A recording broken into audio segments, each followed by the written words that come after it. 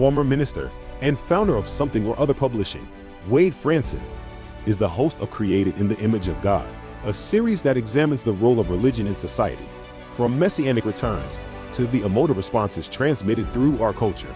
Wade fearlessly addresses reality claims from all directions, objectively exploring their compatibility with Holy Scripture. Tonight's episode, Restoring Faith in Science, with Jason Persoff. Good evening, everyone, and welcome to Created in the Image of God. I'm your host, Wade Fransson. I'm here with co-host Jill Surik. Welcome back, Jill. It's been a while since we've seen you. Thanks. So good to have you back with us tonight. And also returning to the show is Jason Persoff, MD, also known as the Snowflake Guy. We had him here a few weeks ago to talk about his photography with snowflakes, and that original idea for the show blossomed into a show that talked about his day job, which is as a go ahead, tell us what that exactly is, Jason. I'm a hospitalist. I'm an internal medicine doctor who takes care of people once they come to the hospital and cannot go home on the same day. So that's where I come in. So one might ask, what do snowflakes and hospitalists have to do with God and religion? After all, this show is Created in the Image of God. And what's this show title? Restoring Faith in what? Science. Well, as longtime watchers of this show, we're now episode 41. We have a broad view of religion, one which allows that science and religion go hand in hand like hand in glove. My own take on that is that the twin books of Revelation, books like the Holy Bible, Moses, Jesus, and also others, Buddha, who have come as messengers of God and given us wisdom, given us holy writings and revelation. This is the revelation of a divine being that exists outside of time and space, who can not only write history in advance in the form of prophecy, but can give us as a divine physician, a divine MD, the solutions that are needed to make us healthy, not only as individuals, but as a society. But equally important, that same author has authored an even greater revelation, and that is the creation itself. Everything that exists, everything that we can see, everything that we can understand comes from that same source. And so why would the Bible and creation not be in absolute and complete harmony? Why would they not reveal the same thing? Which is why I invited Jason to come the first time with his just amazing snowflake images. However, as we move forward as a species, I often joke that science has assumed the role that religion used to have of doomsday prophet, right?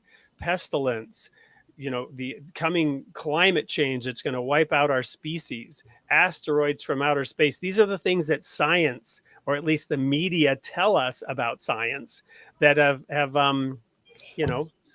taken on the role of driving the fear of God into people.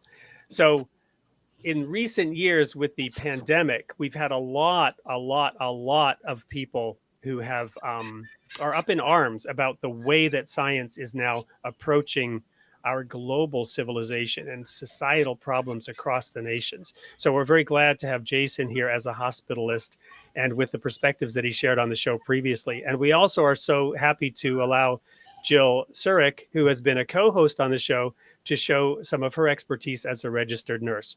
We promised that we would have Jason back on the show and that we would push back a little bit on some of the things that were presented, and here we are. Very, very excited about tonight's show. We also have a few surprises for you, so stay tuned.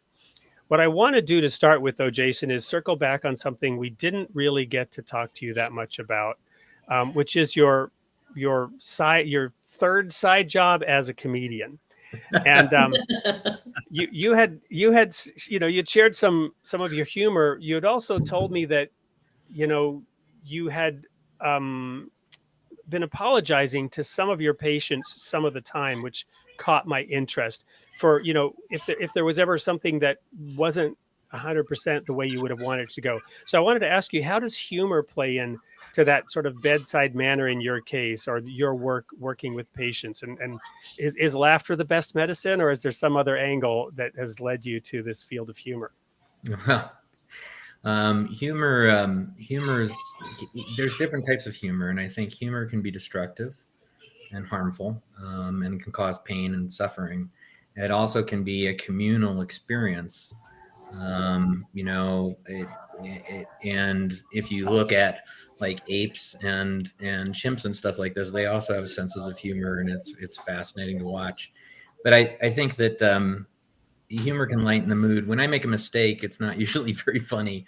But it can be. I think that one of the things that I'm pretty good about doing is taking the temperature in the room and sort of gauging what a patient or family needs. And very often when I bring humor to the situation, it's to kind of take some of the edge off of what usually is a very serious discussion, or to help acknowledge the many things that particular patient is dealing with at the time. Well, and that's actually why I wanted to open with humor on this show, because for the audience, as we were going over the show in the studio before the show, we have some different perspectives among the three of us and the guest that we're going to be having on a little bit later.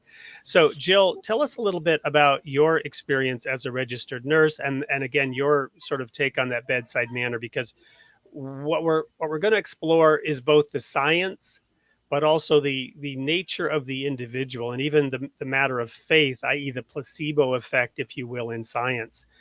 Jill, what's been your experience in working with people one-on-one as a nurse, and how you go about providing not just your medical experience, but the value in that one-on-one relationship? Sure. I haven't practiced for, quite a while because I'm busy raising kids right now. But for me, I try to connect with each person, very similar to what you were saying, Jason. A lot of times people aren't heard. I feel like they're not heard. And so, if they have a misconception or they feel like somebody's not listening to them, try to connect with them, so really listen to them. And even if they're way out there in what they're thinking, that's how they feel. So you have to try to help them the best that you're able to help them. So for example, during the pandemic, I had a close friend of mine who flat out refused to go to the hospital, does not want to have anything to do with it. He had an experience that was awful for him, and he wouldn't go. His O2 sat at one point was at 72%. In my experience as a nurse, your oxygen saturation goes below even 90. I would recommend going in, especially if you're healthy and, it's typically 98 or 99 or whatever it is. He could barely talk, but I had to help him and connect with him and get him what he needed by honoring his wishes. And that's hard, right? It's really hard. But I think I'm really good at it. I was really good at it. So I guess that's how I treated each one of the people that I took care of. He did get better, by the way. He's great. So, yes. Thank you, Jill. And also Jason, what I want to do for the next bit of the show here is segue into a video, kind of out of left field, but one of the things that we covered on the last show that you and I were in violent agreement about was the media, right? And how the media had not necessarily, to put it mildly, handled their role in the pandemic in the best way. What's the media called? It's like the fourth estate, right? In America, in the American country, the fourth estate. We get the balance of power between the legislative, the judicial, and the executive branch. And then the fourth estate is the media, because they're supposed to accurately report out on the information. And in a democracy, we need access to information. Now, the scientists in their ivory towers and in their laboratories and in their observatories, they are working full time with information in the form of data, right? And they're deep in it, and they understand the complexities of it and whatnot. So in a society like the United States or Western society, or even the global community, that information needs to be disseminated out. I'm a longtime subscriber to Scientific American magazine, and I read every issue. There are some articles I'll skim over, but I have just a curiosity, and that keeps me at a certain level of understanding that helps me have a different view of what's going on. The media plays that role for many Americans. So do you want to just maybe provide a couple of opening comments, continuing on the theme that you raised, or that we raised together in the last show, on the role of the media in recent years in the pandemic and the response to the pandemic? Yeah, I think one of the things that is very concerning to me is that that the media tends to gravitate towards sensationalism on either end of the spectrum. And unfortunately, in the need for scientific literacy in our country, we need to present things scientifically. And there's a reason to do this. First of all, any reasonable approach to something as complex as medicine or physics or anything else like this needs to be explained in context. But what we end up getting are the really nice, beautiful sound bites. I was interviewed several times really early on in the pandemic, because part of my job is I'm the assistant director of emergency preparedness for the University of Colorado Hospital, which means disaster medicine is sort of my thing. And early on when that happened, I was asked lots of very, very good questions by media. And then when I'd hear the soundbite that they chose, which was somewhere between the middle of one sentence and the middle of the next one, it just felt like all context was lost and the ability to expand upon the important nuances was gone. So the reality is also human organisms as a whole have very short attention spans and want easy answers. And when it comes to science, I don't think that when you go to a church sermon, they sort of just skip to the highlights, the too long didn't read bit. They're like, Exodus, he eventually got there. I mean, I don't think I'm just thinking that's probably not the way that we're supposed to approach things. It's hilarious. Go. I got to interject here because I'm a former minister, right? And the particular denomination that I was a part of, I literally used to give 90-minute sermons. Sweet Jesus. And there was you can do it though. And there was a minister, there's an evangelist in our denomination. His name was Gerald Waterhouse. And he traveled around the world to all of the congregations with messages that were felt to be very important to the denomination. He was known for going 4 hours. And some of these sermons would, because of his travel schedule, he would start at like 6 p.m. and go till 10. And you read this story in the Bible about Paul, I think it was, in one sermon, and somebody fell asleep and fell out of the window, during his sermon. And there was this one of the miracles, right, that he wasn't harmed. So yeah, the attention span since those days, it's gone off a cliff. It's gotten worse, not better. And yet we pander to that. And I think that the media panders to that. I don't think that there's anything wrong with sound bites in our own personal lives, whether people are on social media or not. But when it comes to important issues such as politics and science, and complex and important, we need to train people how to think, and that's where education is supposed to come in. But in fact, the majority of the United States is not science literate. And what happens when that occurs, when we have a non-scientifically literate populace, and you espouse something, you get an expert as a talking head on a show, and even me when I was doing that, it doesn't allow for the experience and the breadth to approach a complex issue to give nuance to it that science allows for. And so I think the media did an incredible disservice during COVID. It chose sides, it divvied up, it didn't approach things in all the way it was actually being done in scientific circles.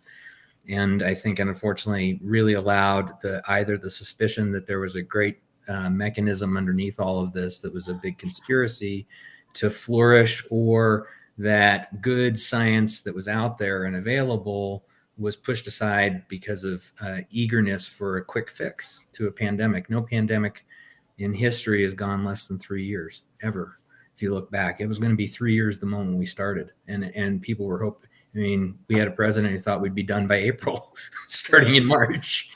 Well, they minimized it, and then they increased the fear. Like it was all exactly kind of right.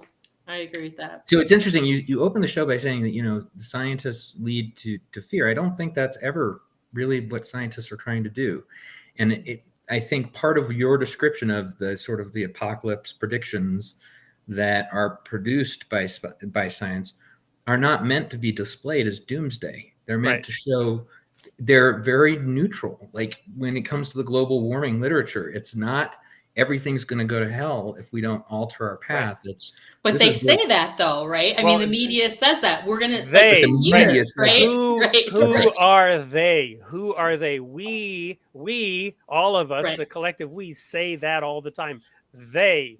I'm referring to the media. I'm referring strictly to the media. Me too. Because we just evolutionarily, we're very emotional creatures and we make emotional decisions. We don't make clinical decisions. Speaking of emotional, I'm going to throw a name out there, Dr. Fauci, right? When he refers to, because he often refer to the science. Mm-hmm. Well, not even that comment. I don't want to go quite that far yet, but did he not often refer to the science? Would you consider Dr. Fauci to be a scientist? Oh, absolutely. Okay. So he is a scientist, and yet he himself, in his role as a very visible, top, preeminent scientist, was his approach not part of the problem? And as much as I'm not trying to put him down right now. I'm not trying to. I hear what you're saying. I'm not trying at this point in the show to brand anyone as a Satan. Right, you're saving that for later. I understand. Exactly. Not and actually not at all, but that's a good one. Just kidding. Sorry. Go ahead. It was just you can't leave that right there and not exactly. No, that was brilliant. Thank you. So Dr. Fauci, did he not do a disservice to the science that he was claiming to represent? And why is that? Why would that happen with such a presumably brilliant scientist and brilliant politician and brilliant speaker? What happened? So I think one of the problems is in any technical field, when you get to a certain level, you don't ever really speak English again. So, and I mean that in all seriousness. So one of the things that's really interesting is mostly I teach residents who've finished most of their training and are now getting their specialization in internal medicine. And they all start as wee little medical students. And when I have a medical student rotating with me, I have a hard time trying to figure out how to communicate very complex information so that they'll understand it. And I end up taking a lot of shortcuts. And the reason is that I can turn to one of my residents and spew something out with no problem. That one of the beauties of medical science, and I'm sure it's true in all the sciences, is the beauty of the words in science are they're extraordinarily precise and they carry a great deal of weight and consistency, which is not true for most of our normal speech. So, when somebody tells me they had walking pneumonia, I know what they think they mean by that, but I have a totally different view of what pneumonia means. And when I apply nuance to that, explaining that to somebody else, it's lost on them. And then when they try and explain to me, basically what happens is you take somebody like Fauci, who's absolutely brilliant. I mean, most people don't. He was the guy who figured out HIV. Group scientists, and he was one of the first in the world to recognize HIV for what it was. By the way, that was the second pandemic that most of us have ever experienced. We forget about it now. Anyway, being that your audio is cutting in a little bit in and out there. I'm sorry. Where did you cutting out just a little bit? Am I okay now? I'm getting good signal here, so hopefully you can hear me. You're okay. You can.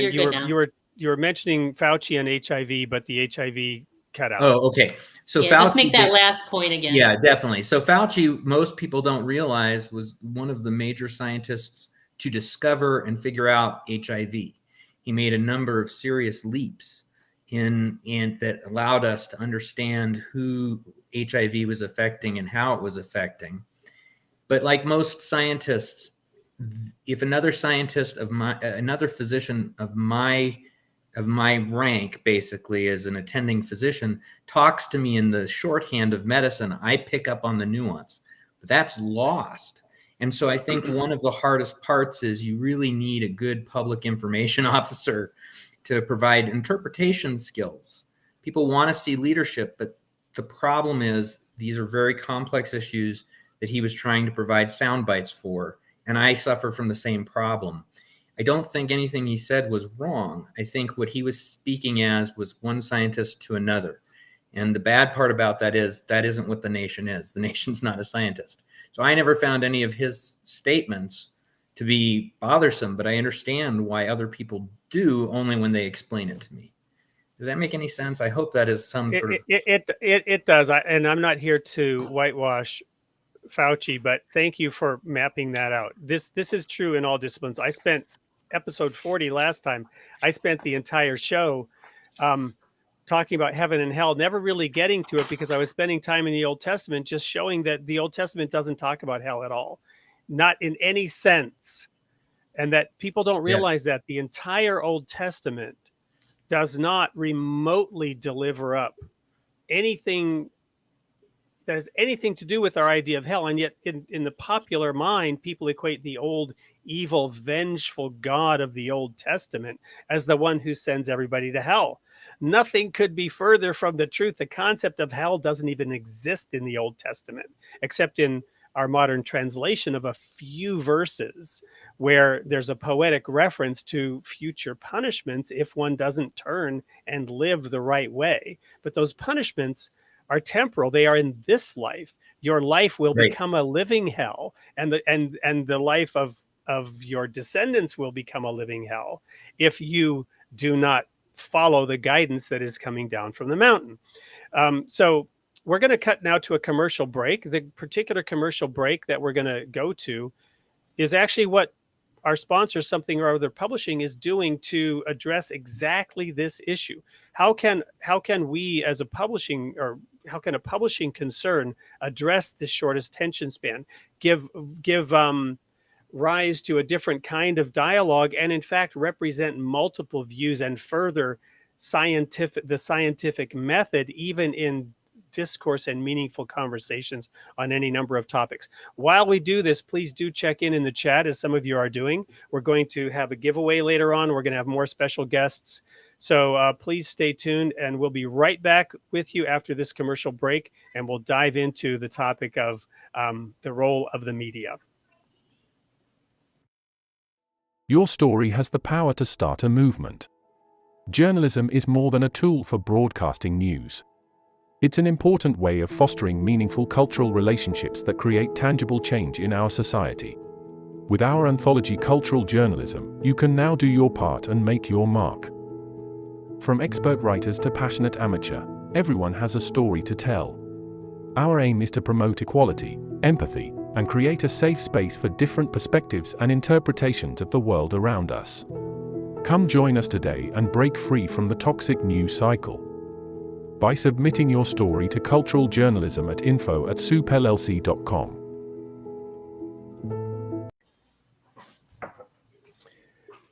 And one of our neat little features, it also helps with that whole attention span thing. Pull out your phones, use the QR code, and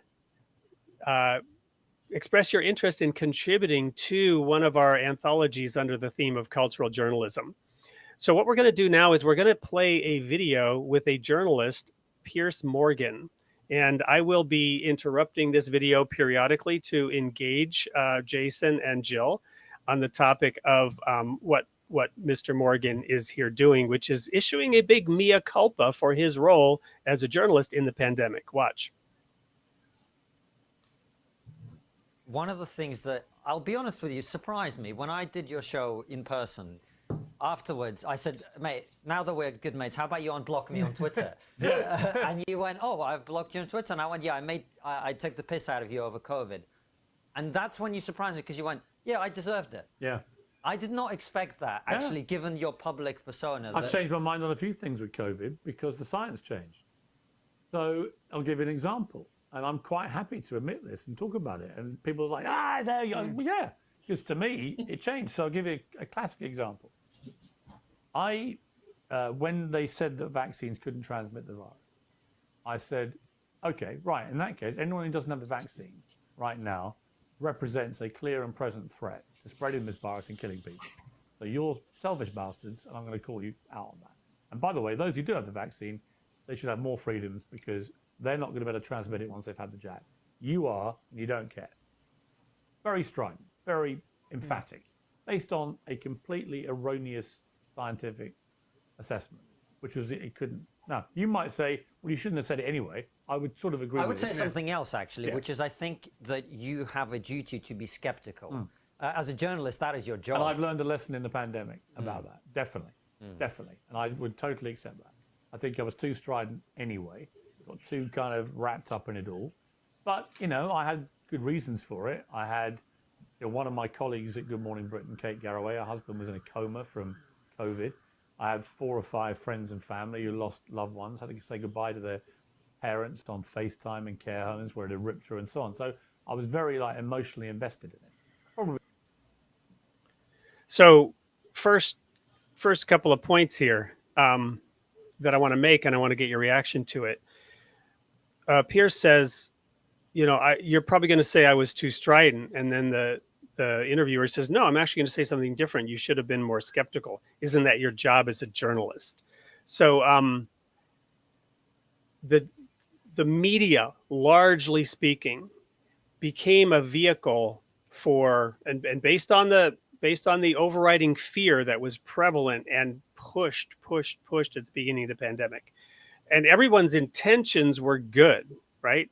That we have this big issue, this big crisis, and we need to take immediate action. And the media sprang into gear and was supportive of that. So what's your take on that? His statement that Piers should have been more skeptical. And I'm sure there were people who would completely give him a get out of jail free card and say, no, he shouldn't have been, because that was the science at the moment. And he was driving the behavior that was needed based on the available science. So the role of a journalist in that moment in time, what's your take on that, Jason, first, and then I'll get your take, Jill. Yeah, I think skepticism is always appropriate. That is the scientific method. We are, the issue is that you need to learn to compare apples to apples and oranges to oranges. And the problem is, I think, again, people were looking for very easy answers, and you saw the extremes that he had gone to because he had experienced emotional trauma. And believe me, I definitely understand that because I experienced that as well during the early phase of the pandemic. So I think that the reality was we didn't really understand much during those first few months. And all we did understand about the pandemic was coming from China. And I think that one of the things that in retrospect we should have been much more cautious about was accepting China's take on the pandemic for what it was, which was not correct. So let's spend a moment on a slight detour there. And you just mentioned China. Why would China's reporting on this not have been trustworthy? I actually did a search, and for the last 20, 30 years, there have been warnings about China manufacturing fake information and fake data, particularly scientific studies about health. Why? What's going on there? And yeah.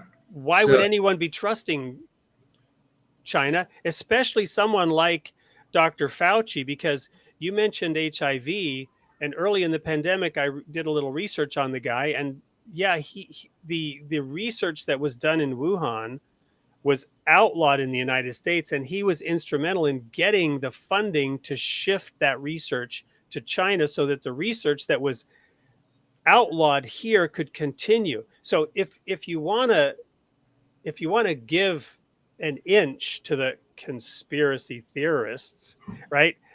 There's your beginning. Why would research that's outlawed here in America, why would we have somebody prominent in this who's responsible for outsourcing it to a nation like China, who's known to be manufacturing false scientific studies, right? And maybe I'm slightly overstating it, but I don't think so.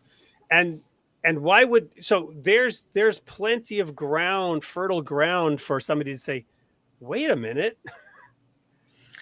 Yeah, I think that, and I will profess my knowledge and lack of knowledge. I don't fully understand how what was going on in China in terms of the U.S. funding of research. I don't fully know how that was. He got the funding to transfer the research. And I understand that, but what that's my awareness. That's my understanding. My understanding was that there were American boots on the ground as part of that research project, and I think that was sort of the safeguard. Now, I may be wrong on this, but in terms of China, it's very interesting. So, as you know, COVID swept through China, and there was what I would call a 90% threshold of information that seemed entirely true when we started experiencing it here. That meant that we were fairly confident that the data that we were receiving was valid. One of the things that sort of tipped us off on the disaster front was in the end of December, beginning of January, suddenly we were hearing information that China's building 1,000-bed hospitals to open in 30 days. And you're like, I mean, I don't know if you've ever tried to build a hospital wing, but let me tell you. Once or twice, but no.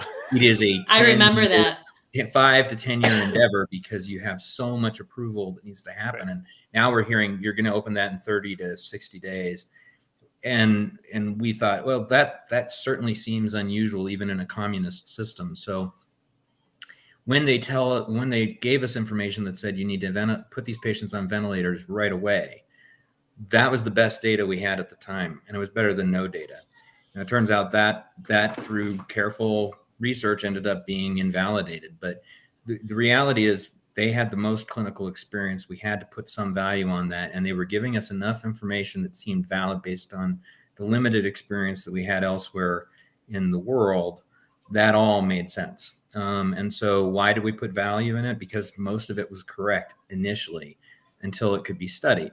So one of the biggest problems that we have is, and that happened at the beginning of the pandemic on the social end of things, is we are trying to make conclusions based on very limited information. And I see that Ty mentions that U.S. manufactures information. Well, of course they do. The United States is not pure. We have a whole litany of things that have been done to try and steer us media-wise. From a scientific standpoint, we were working with the best data we had. And I think that's the issue. Why should we have trusted them? Because that's all we had at the time. It took another few months for us to have enough to actually be able to process this through multiple different countries that weren't China. And by that time, it was really too late for many people.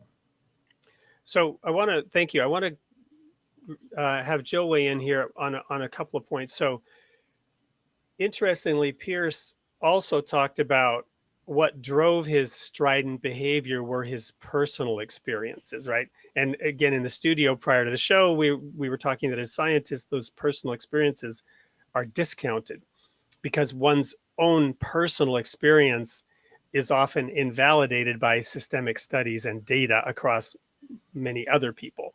And, stories can be little soundbite stories can be used to sort of completely discredit the idea of one's own personal experience. But Jill, you've also had personal experience in helping some people on the front end of COVID. And I just wanted to have you weigh in on the sort of that aspect of it. Yeah, I mean, I think when I was watching that video, what he was basically, and he was scared, right? Fear on both sides. And I think that's what motivated him to be angry. And if you don't have this vaccine, you're not allowed to have a life. You sit in your basement. That's where you belong. And I think that was from fear. I don't think that, I don't know. I completely disagree with that. I disagreed with it back then. I disagree with it now. And my reasons for that are probably not well liked, but I don't know. I think that's what motivated him. And I feel like, now that we know that the science tells us that transmission still happens, right? We all feel differently. Go ahead. No, go ahead. Are you gonna? Okay. When that happened, I'm not vaccinated. I chose not to get the vaccine because I'm healthy and I'm not at risk. I have no risk factors. And I believed that even though that the vaccine, the mRNA, was being worked on for 20 years, it wasn't out in society. And I felt like it was rushed. That was my personal opinion. I wanted to see where the chips would fall. And I wasn't prepared to do it. So I was in those people, who were supposed to stay in my house, and I was going to kill grandma. I mean, that's what the media said, right? So my reasons are simple. I don't think that later in the clip, it talks about, if 40% of people would die, could you make people would take a vaccine then? Your risk mitigation is so much worse. Like, you're going to take the chance of a side effect or an untested drug. But in my opinion, I wasn't at risk, and the people around me weren't at risk. Thank you. I want to address that real quick. And Jason, I'd be interested in your take on this. I don't know that we've talked about this. And for the audience, Jason and I have had a couple of conversations outside the show, plus on the last show. So in right around New Year's 2020, I remember at the office where I was working, going up one flight of stairs and gasping and wheezing like a fish out of water at the top of the stairs. And I thought, it's only January. I was active in the summer. I've not been so active now. I'm getting a little older, but this is scaring me. And I also was diagnosed with a congenital heart defect at birth. And I've always been warned that I should stay away from sports. I never listened to any of it. I was extremely active, barefoot water skier, taught snow skiing in the Alps in Switzerland every winter. Very active. I never listened to that, and it was fine my whole life, but suddenly I'm really nervous. So I go to see the doctor, and they asked had I been in China, and we were just beginning to hear this stuff about COVID. And I said, no, I wasn't in China. So they didn't have any tests for it, right? But they took blood, and I had one of those EKG, not just an EKG, but where they take and they use the echocardiogram. Yeah, exactly, echocardiogram. And I came away fine, but I was feeling like I was a fish out of water, dying, and it gradually went away after a couple of weeks. Lo and behold, several months later, it turns out that's exactly what COVID did. But I had no flu symptoms, not any flu symptoms, but I am convinced that I had COVID because I was at an event over Christmas in Milwaukee where some people were there who had just come from China. And I live in Wisconsin, and it turns out many months later, we find out that there were quite a few cases circulating, and that they found COVID in blood samples from that period of time. Like, yeah, that's my blood. They found COVID in my blood. But Jason, people were not dropping like flies. The vaccine was extant and spreading before anybody knew about it. When the then president was saying we don't have any cases in the United States, and he was shutting down flights from China for which he was being called a racist. And didn't they say too, wasn't there, and I don't know, I mean, I read things, but I don't remember where, I don't remember if they're credible, but didn't they come out and say that they actually thought that COVID was here sooner than what they thought that it was? Well, it absolutely was. True? And what I've later read is that there was some military convention near Wuhan, and that the soldiers, this was in October 2019, that they were seeing and experiencing that the city was locked down, and that they knew something was going on back then in October. So my point is, this is one of the reasons I was skeptical about everything I was hearing and seeing, because from what I could see with my own eyes and experience in the data, and I remember watching that John Hopkins data, calculator every morning. I would log in and look at the stats as this thing was spreading around the world. Because if I don't have an MD or an RN next to my name, but I have experience as a data scientist. I understand data and how it works in the technology world, not medical data, but data per se. Mm-hmm. And I'm like, none of this makes sense because people are not dropping like flies, right? The death rates.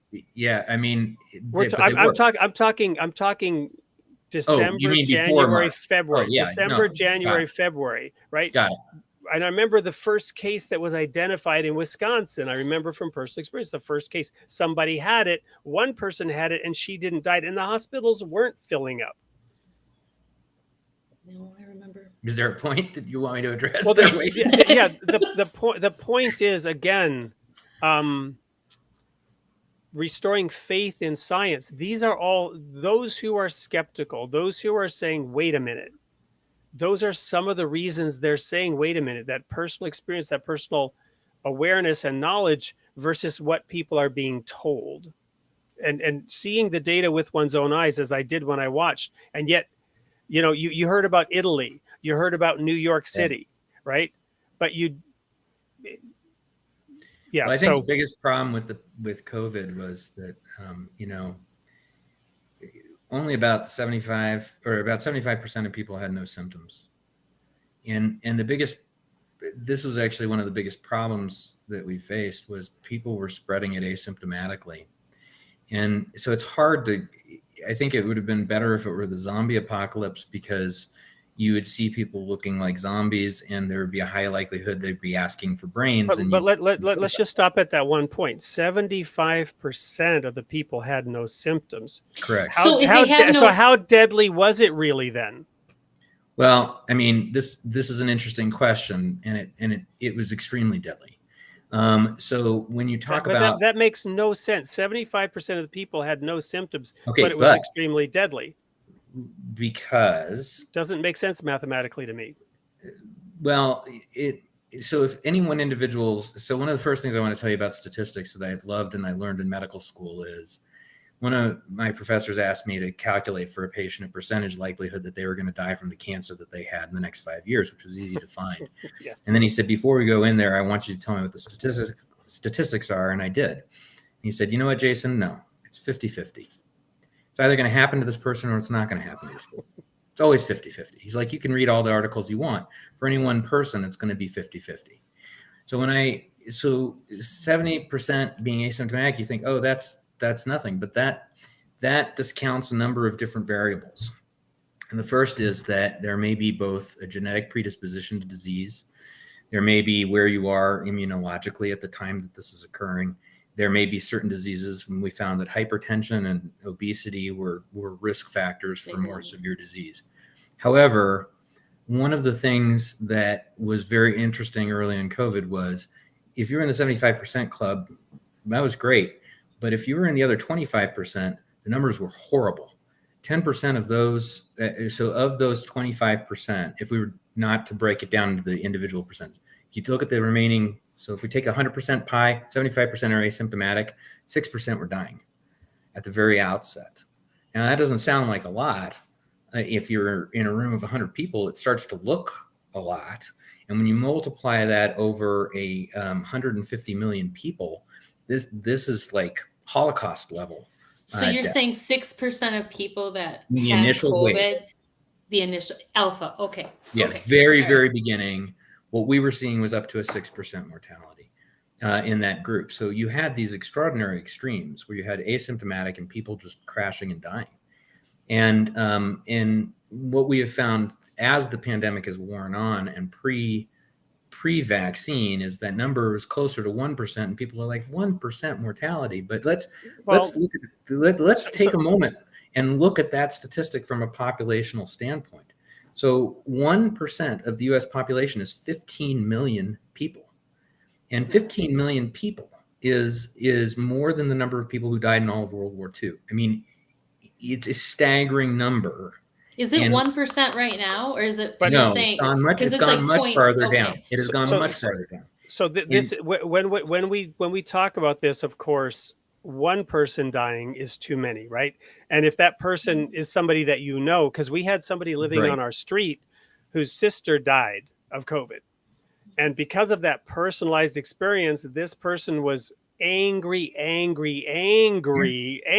than angry at everybody who wasn't 100% on board with lock everything down, shut down society. I don't care how many people lose their jobs. I don't care how many children don't get an education. I don't care how many people go into depression and addiction and suicide. Shut it all down. But isn't that the same side? It's the same coin flipped a different way. It is. The people who said, now, let me I didn't finish, have any symptoms. Let me finish my point. Let me finish my point. It is exactly the other side of that coin. But as we now learn that the vaccine did not stop the spread. No, why? That's not true. No, you're right. Spread. I'll give you spread. Spread. Right. It didn't stop the spread. What degree it even helped maintain or control the spread. Given all that, why the insistence on pushing the vaccine on people who clearly are in that 75% or have a 1 in a million chance that there's some unique thing that they're not in the 75%, right? So I've got an answer for you. Like I've got an answer my for you. like my 8-year-old or 10-year who was 10 at the time, whom we decided, we let him help make the choice, but we said, and he said he didn't want to, and we were glad he did not want to get vaccinated. So the answer to that is that COVID is very unique in that it didn't just cause a respiratory illness. And one of the biggest mistakes people have with COVID is thinking of it as a purely respiratory virus. It's not. Where we've seen COVID cause the most amount of damage, and it has been staggering, is approximately 10% of people will end up with long COVID, which can vary from fatigue. A lot of people think it's benign. You're cutting out. You're cutting out. Can you say that again? Yeah. You bet.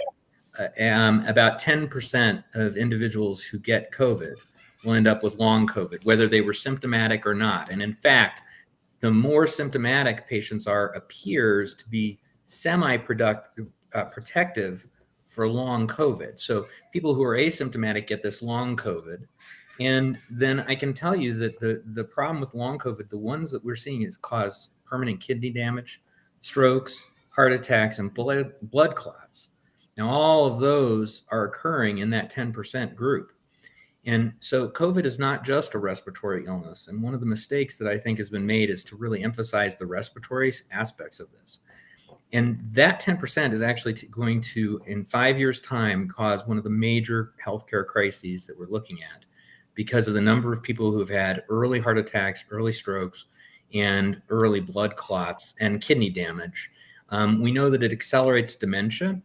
So there are some people who their brain, based on testing, aged 5 years. People with long COVID, their brains aged 5 years based on neuropsychometric testing. So one of the biggest mistakes that's been made in this whole thing is making this out to be just a respiratory live or die issue.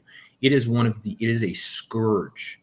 COVID is an absolute scourge. And the thing about it is, when you look at the long COVID cases, there is no predilection for who gets it.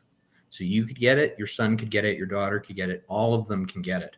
And it is. So you're saying the vaccines stop long COVID? Because I know a ton of people that have long COVID that have vaccines. So it's not entirely clear that the vaccines necessarily prevent long COVID. Okay. But because I know a ton of people that have it. Correct. But this is the scourge of COVID. So when we talk about these other measures, such as mask use and things like this, the reason we're talking about this is, and why I still continue to wear a surgical mask in public when I'm around other people, not necessarily a big crowd of people. I'm playing dice like everybody else, but the reality is these long COVID effects are very, very serious. And at the same time, COVID has also become much more contagious. Yep. Now, I'd like to put a pin in it. Hold that thought, because we need to go to a commercial break. It's also another appropriate break. We've got another one of the authors from some of the other publishing, Elise Cortez, who wrote a book called Coloring Life about the passing of her mother and the last months and years of that life. And I think that's appropriate in this context where even one death is too many.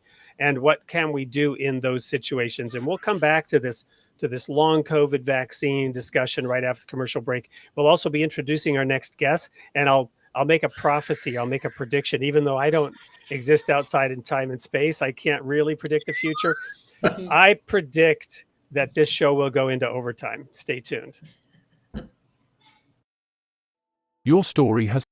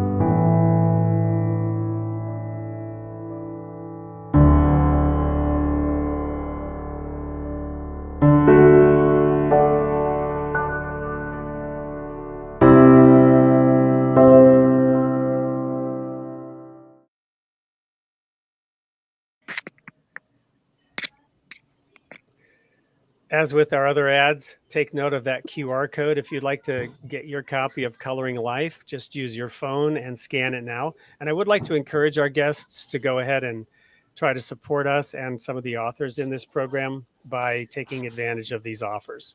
Yeah, I'm So- looking. I'd like to see that book. That looks really great.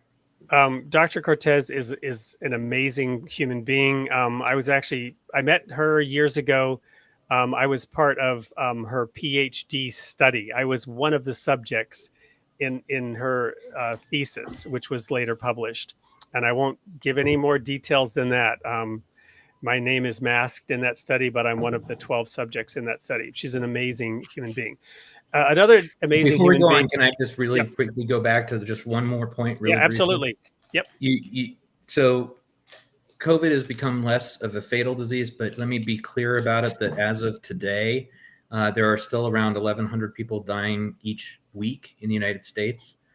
And compare that to car crashes, which is only a few hundred, or influenza, which is only a few hundred.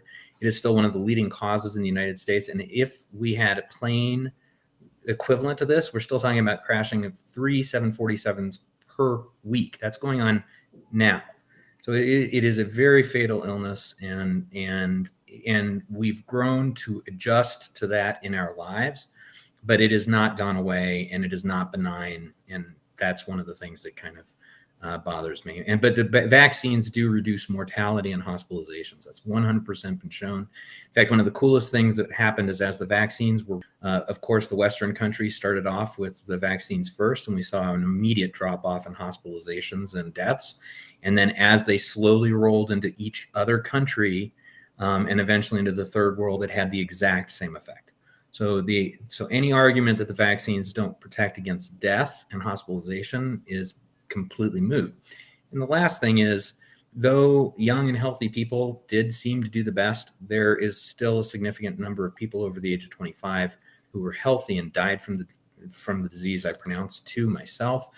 It is not benign. It's about making choices, but any idea that we are somehow capable of dealing with this disease just because we feel like we're good. It was a tough time for us who are on the front line. Just those thoughts. Well, and thank you for sharing that. I'll come back to that too in a minute if we have time. But your last comment about being on the front line, I want to introduce our latest guest, Drew Remignanti, also a author from Something or Other Publishing, who has a book coming out. We'll play an ad for that in a little bit. But we wanted to invite him here because he spent his entire career on that front line. So, Drew, I'll mangle your particular expertise and credentials if I try to do it. So why don't you go ahead and introduce yourself? I spent a 40-year career as an emergency physician and retired in April of 20, but not because of COVID, but because I'd been planning that for a 6-year span. So it was just fortunate timing for me that I got to leave the department right at the time when. But if you couldn't design a better infection to confuse people, medical and non-medical both. Yes. Really, I mean, if you said, "Gee, I'm going to design a bug that partially responds to a vaccine," and you're not going to become. You can take the vaccine, you're not going to become completely immune. You can still get sick with the disease. You can still pass the disease on to others. Everybody would say, "Well, that's a failed vaccine." Well, no, it's not completely failed because it definitely reduced hospitalizations and mortality, as Jason said. So it was partially effective, not completely. If you're saying you couldn't have designed a better disease, so you're saying it was designed then in a Wuhan lab? Is that what I'm hearing? No. Going on to the next segment. No, not at all. It challenged all of our thinking. It challenged our thinking as lay people, as non-medical people. It challenged our thinking as medical people. One of the amazing things for me, because I was in the emergency department working when this began, was the first thing, as Jason mentioned, was intubate all those people who were really sick early. You intubate early, and then it was a few days or maybe a week later, they said, no, hold off on intubating as long as you can. Jill, you mentioned oxygen saturation earlier. There was an image on the internet. I could probably find it if you want to email me. Maybe shows this woman searching on her cell phone screen while in the background her O2 sat is at 50%. 50%. She's laying on her stomach. Yeah. She's laying on her stomach doing stuff on her cell phone. in real emergency medicine, that person's intubated on a ventilator like in 60 seconds, and I mean, Well, I had another friend who had silent hypoxia. They Oh were, yeah. I mean, they had no clue. And I don't know. I just felt like, I'm like, you know what? I'm going to drop off this. You just check this. It just didn't seem right, And then sure enough, I mean, he was a lot sicker than he knew. Again, a different situation, different person, but refused to go to the hospital. Yeah, And- COVID and- was famous for these weird things called the happy hypoxics. it was- Patients who had no idea that their life was threatened. Another Yeah, weird I mean, thing with COVID. and then you look overnight at their, he would have died probably, and then you look at their chest X-rays, and they looked awful. Oh my God! Yeah, totally. So but the intent here isn't to put you on the spot. That's not the intent, but I am going to put you on the spot. Go for it. So not with intent, but just because I think this is an important data point, an important piece of information, and who better to answer than you, though I'm not trying to put you on the spot. How many people died by being intubated too early? How many people were killed? I don't know. By I don't know if anybody procedures? figured that out. Probably not. The intubation probably didn't kill them, because if you intubate properly, it's a dangerous procedure if you don't do it right and well. But we're in emergency medicine as hospitalists and pulmonologists. I could almost do it in my sleep, and. But I think his point is more like not So about the the actual process, let but me- actually ventilated. Yeah. Let me share an experience when I was actually trying to earn money to go to college. And I was working this is when I was working nights too, Jason. We talked about that. Yeah. You're working nights. Or before I was working, I was working as a cashier at Safeway. And I was a smart young guy. And this was back in the day when we didn't have scanners. Scanners, that's for wimps. We had a machine that had Braille on the keys. And I was an expert, and I could scan, the cart would come up, and I would already be my laser eyes looking and grouping the cans of soup that were 29 cents each. And my fingers were finding the 2 and the 9 key, and you would push it and hold it down, and it would go ka-ching, ka-ching, ka-ching, as I was moving the soup cans out. And there was this attractive young box boy girl who would stand next to me, and she and I were a team, and we would run 10 times the customers through our checkout line as everybody else because we were so good. And this woman came up, and she had a calculator. There's a point here. Remember, I'm an old minister. I got to tell a story. There's a point coming. And she had a calculator, and she had added up the items in her grocery list, and she said, "You made a mistake. It doesn't add up." And I said, basically, in a nice, polite way, I said, "Listen, lady, I'm a pro. You and your little calculator can pack it in. I did not make a mistake." And guess what? Guess what? Who had it right? The little lady with her calculator. So I push back on that statement. We're experts. We didn't make mistakes intubating people. That was the point. Okay, well, I'm sorry. I'm just saying it's human, right? No, yeah, I almost killed a woman with an intubation once. More effectively than if I had 2 hands around her throat, choking her to death, or smothering her with a pillow. I nearly killed her. I didn't, thank goodness. Thank you. Yeah, So nothing we do in medicine is without risk. And I didn't even so I didn't want to make a big point about that, but Jill, Yeah. I think you're aware that there were people early on who died that could have been saved had we known more. And I think we could all agree in a detached way with our white lab coats on, sitting and saying, yes, I'm sure that there were some people, with what we know now, we could have saved more people, and probably some of the things we didn't help and maybe hurt, right? Yeah. That's why when we were talking a few moments ago before the break about we don't know if the vaccines are preventing long COVID, what we don't know is what problems are being caused by the vaccines. That's Well, true. I disagree. Somebody said, we don't know the long-term risks of the vaccine. Of course, we don't know the long-term risks. Exactly. And there's, I've seen reports about there not being an initial, because of the emergency declarations and the limits of liability in order to roll this out in the emergency, a crisis being a terrible thing to waste. There were not the proper, incident reporting procedures in place for people to be aware of and report adverse effects from the vaccines. So in all this swirl, how accurate really is all the data on this? And one last sort of add-on on this, and where I'm going with this, there was a lot of dogmatic statements being made in those early months. Again, with good intent, everybody needs to get on board. You know, people are dying left and right. If we don't do something, it's worth it. Anything is better than nothing kind of attitude, and do this, do this, do this. These things were being pushed and forced on people with limited knowledge and limited data. And we're still sorting that out, are we not? Yeah, that's true. But I've spent 40 years in the emergency department treating life-threateningly ill people with limited data. And I'm sure Jason has done similar things in the hospital. And we're grateful. We're grateful for that. So you have to make yourself comfortable with the fact that I don't know everything, but I got to respond with what I do know. My question was more, you know, I wanted to ask you on that front end piece with the intubation, but this is really more of a question for Jason on the hospital side, sorting all this out over time. And do we, I mean, are these people able, you know, let me ask it. The question that I'm getting at, and again, it's complex. The whole thing is complex. It's a system of systems. But who was that woman that came out and said, what we need is, we just need COVID amnesty? Look, mistakes were made. We all were wrong. We all learned things. Let's just forget about it and move on. I think this is far too big to forget about it and move on. But are people too biased and too protective?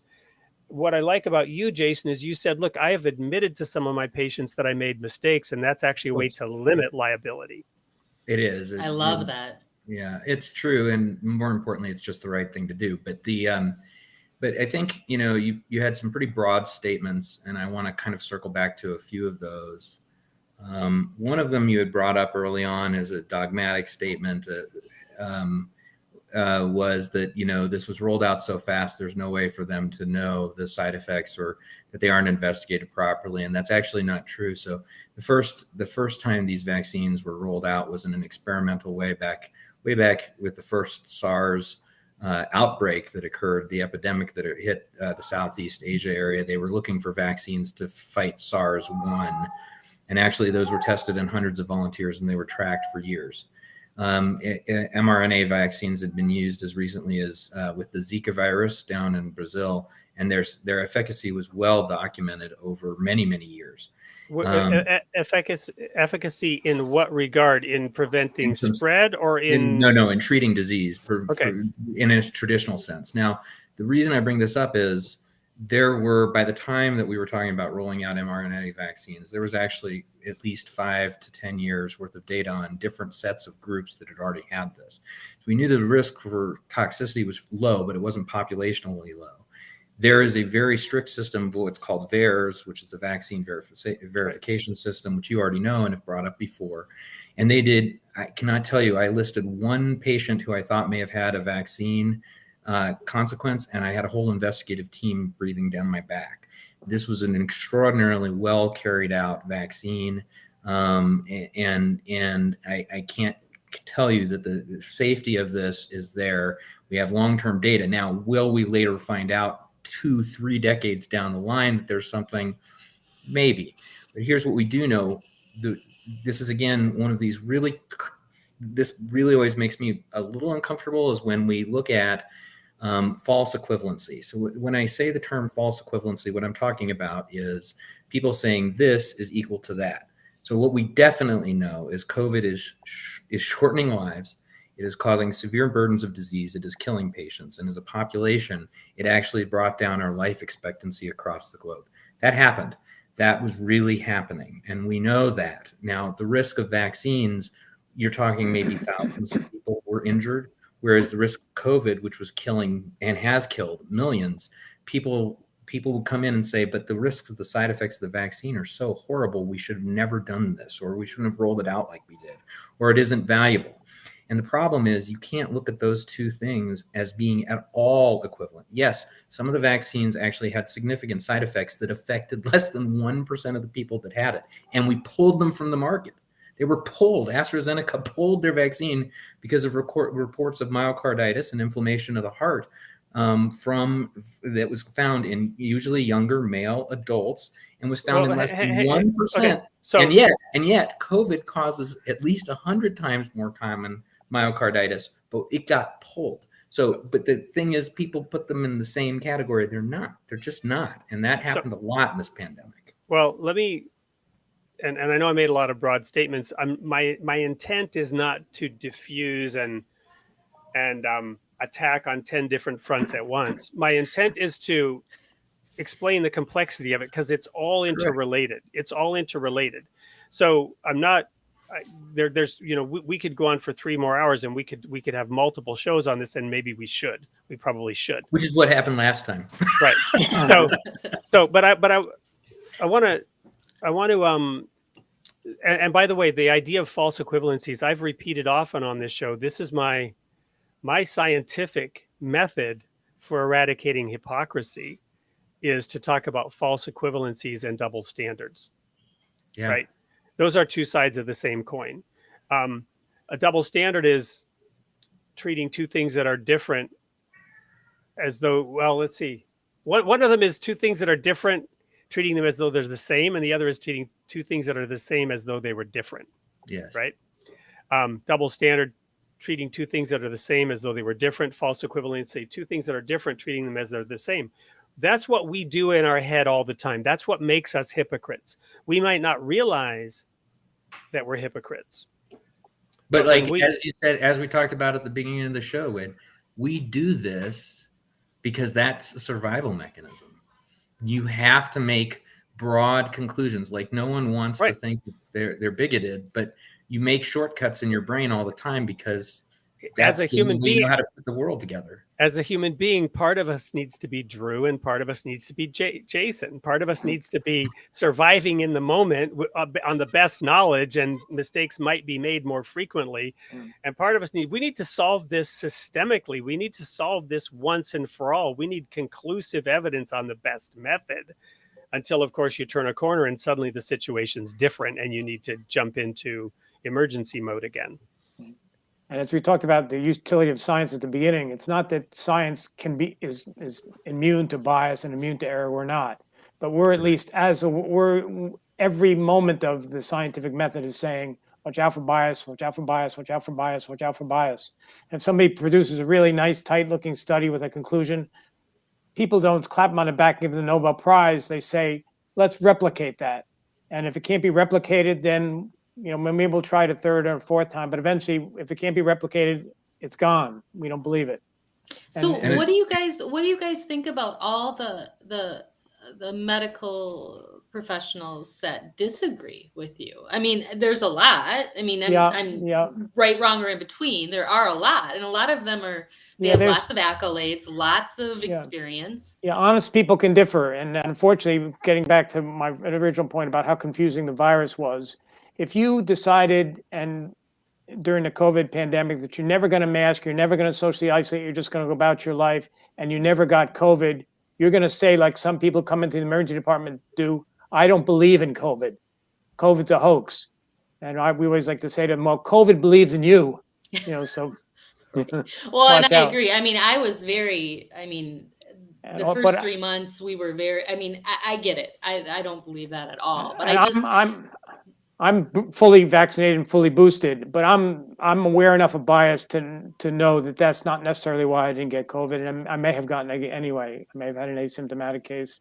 So, but I think your comment. Oh, go ahead, Drew. I didn't want to. We're at least making a concerted effort. It's critical to science and actually even everyday treatment in medicine. Every time I see somebody, I'm questioning myself, and when I am intubating somebody, I put a tube in, and the first thing I say to myself, that's in the wrong place. Prove that it's in the right place. And then I go through the steps of proving to myself that it's in the right place. So, that's part of the training of being a physician. And it's not something that lay people do naturally. And we don't expect you to do it naturally. Well, I don't know if you guys can see this Far Side cartoon. Suddenly the image of the Far Side with its fighting scientists and fighting doctors came to mind. Go for it, Sydney. You've got it. You've got it. Good handle. Don't choke. You know, here's the thing that I think happened in the COVID pandemic. My opinions are actually not mine.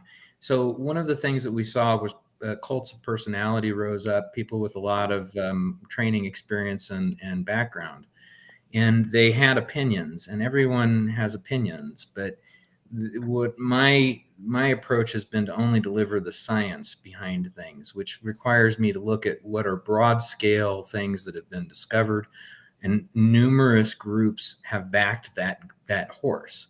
So what we saw was like with ivermectin and hydroxychloroquine, which, by the way, there have now been 4 major randomized control trial in outpatient settings and inpatient settings on the use of hydroxychloroquine, as well as ivermectin and vitamin D, vitamin C, and multiple other things that were touted in the pandemic.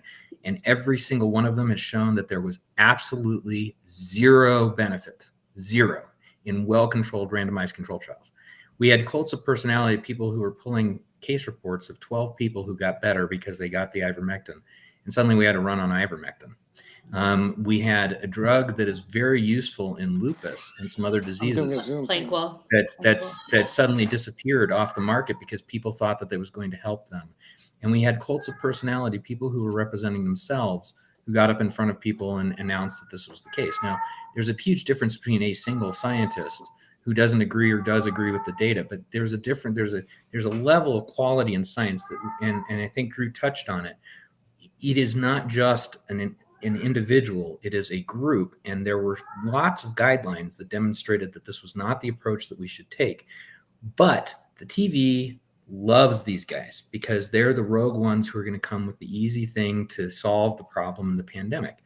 And what they ended up doing was driving a distraction. Also, the implication being that science was being too slow to act, and it was resulting in harm. Science is slow to act because even in a pandemic, you don't jump in on things. You have to expose it to the scientific method.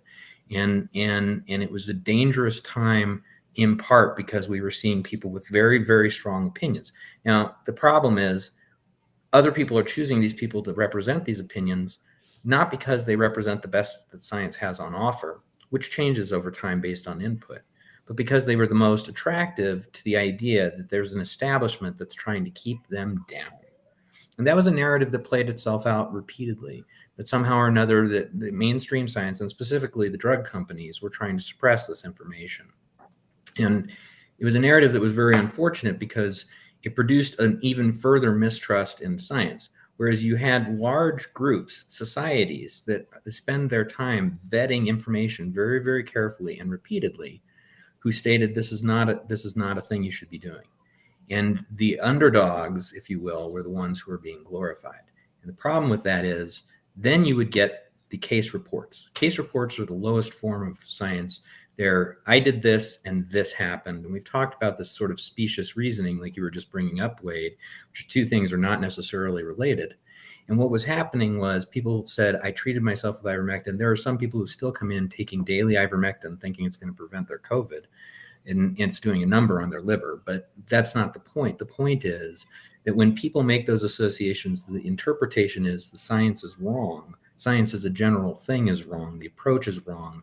Clearly, my Aunt Muriel's second cousin, twice removed's daughter, who found this at the vet company, found it to save her life. And that is the problem we dealt with. So I want to, Jill, feel free if you want to jump in, or I have something that I want to comment on too. No, go ahead. Go ahead. Okay. So what I hear you and I understand what you're saying. There are some big issues that I still have, some big questions that I still have, and perhaps whether or not other people have these same questions or different questions or similar questions. Maybe the questions are of a kind, or maybe the reason that these questions don't get answered has a systemic cause. The issue of herd immunity, right? And the issue of natural immunity versus herd, because herd could theoretically come with vaccines as well. And why there hasn't been more information and focus on the people who have had COVID, right? So I've been in a situation where with 2 kids and a wife, my wife, by the way, is a doctor of physical therapy.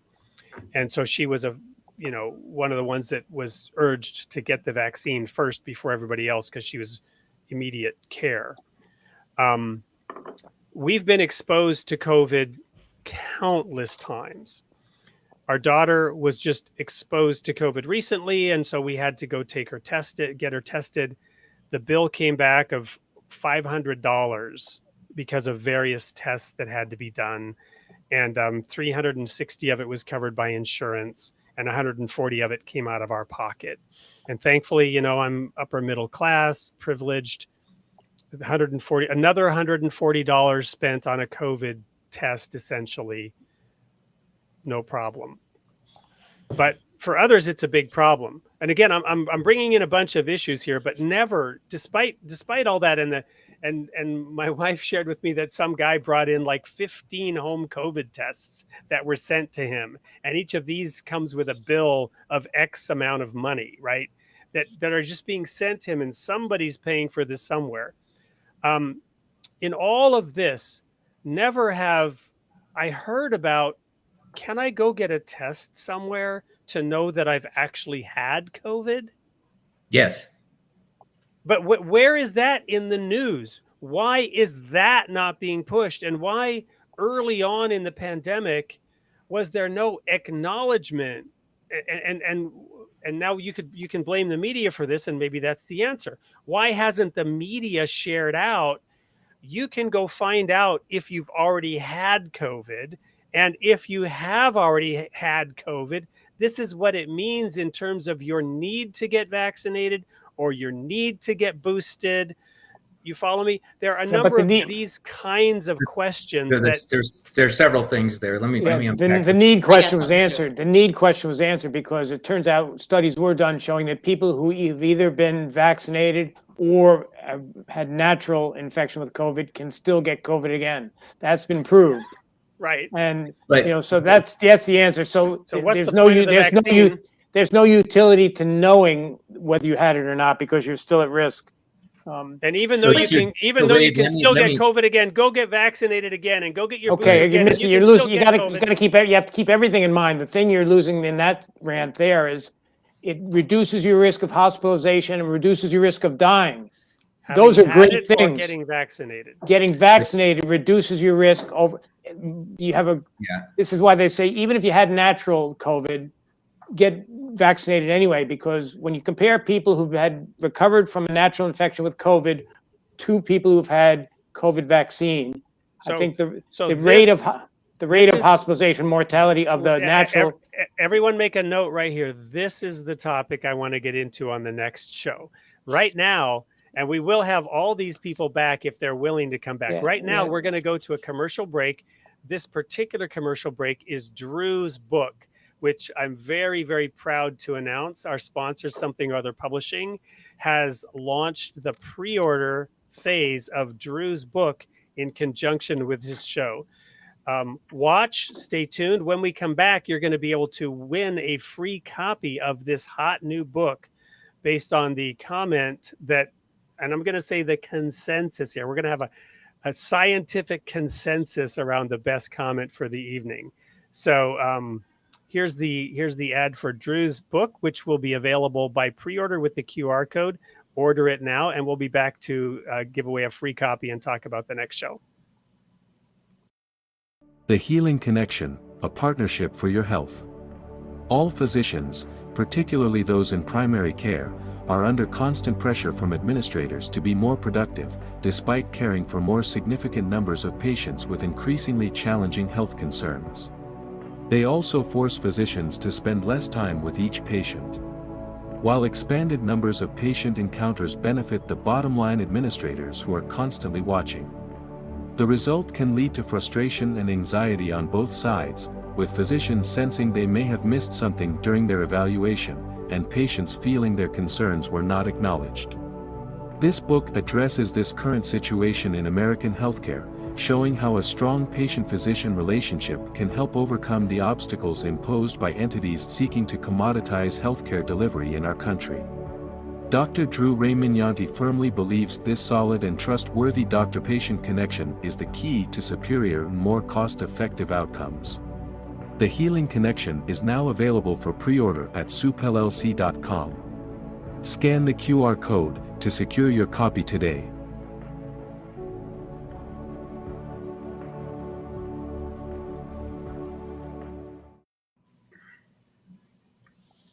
And there's that QR code for a while in case it came too soon.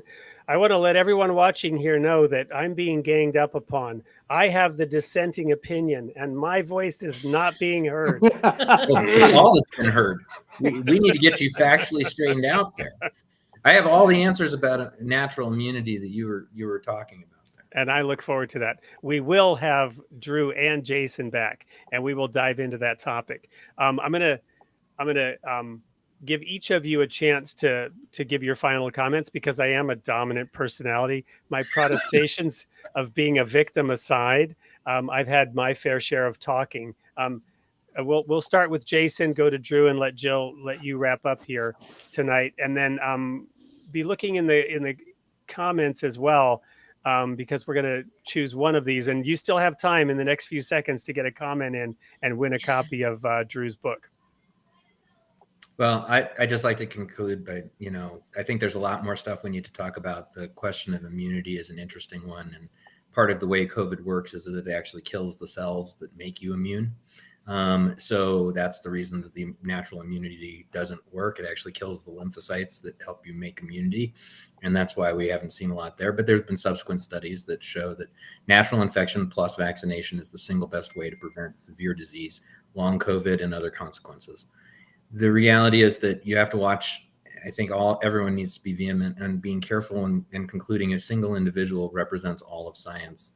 There's a reason that we do a lot of things by consensus, and that science is very slow to move because it's methodical, and it changes over time as new data comes in. And I think that anything that sounds like it's an easy solution or is being touted by one person without being backed by any other society, it's not the underdog.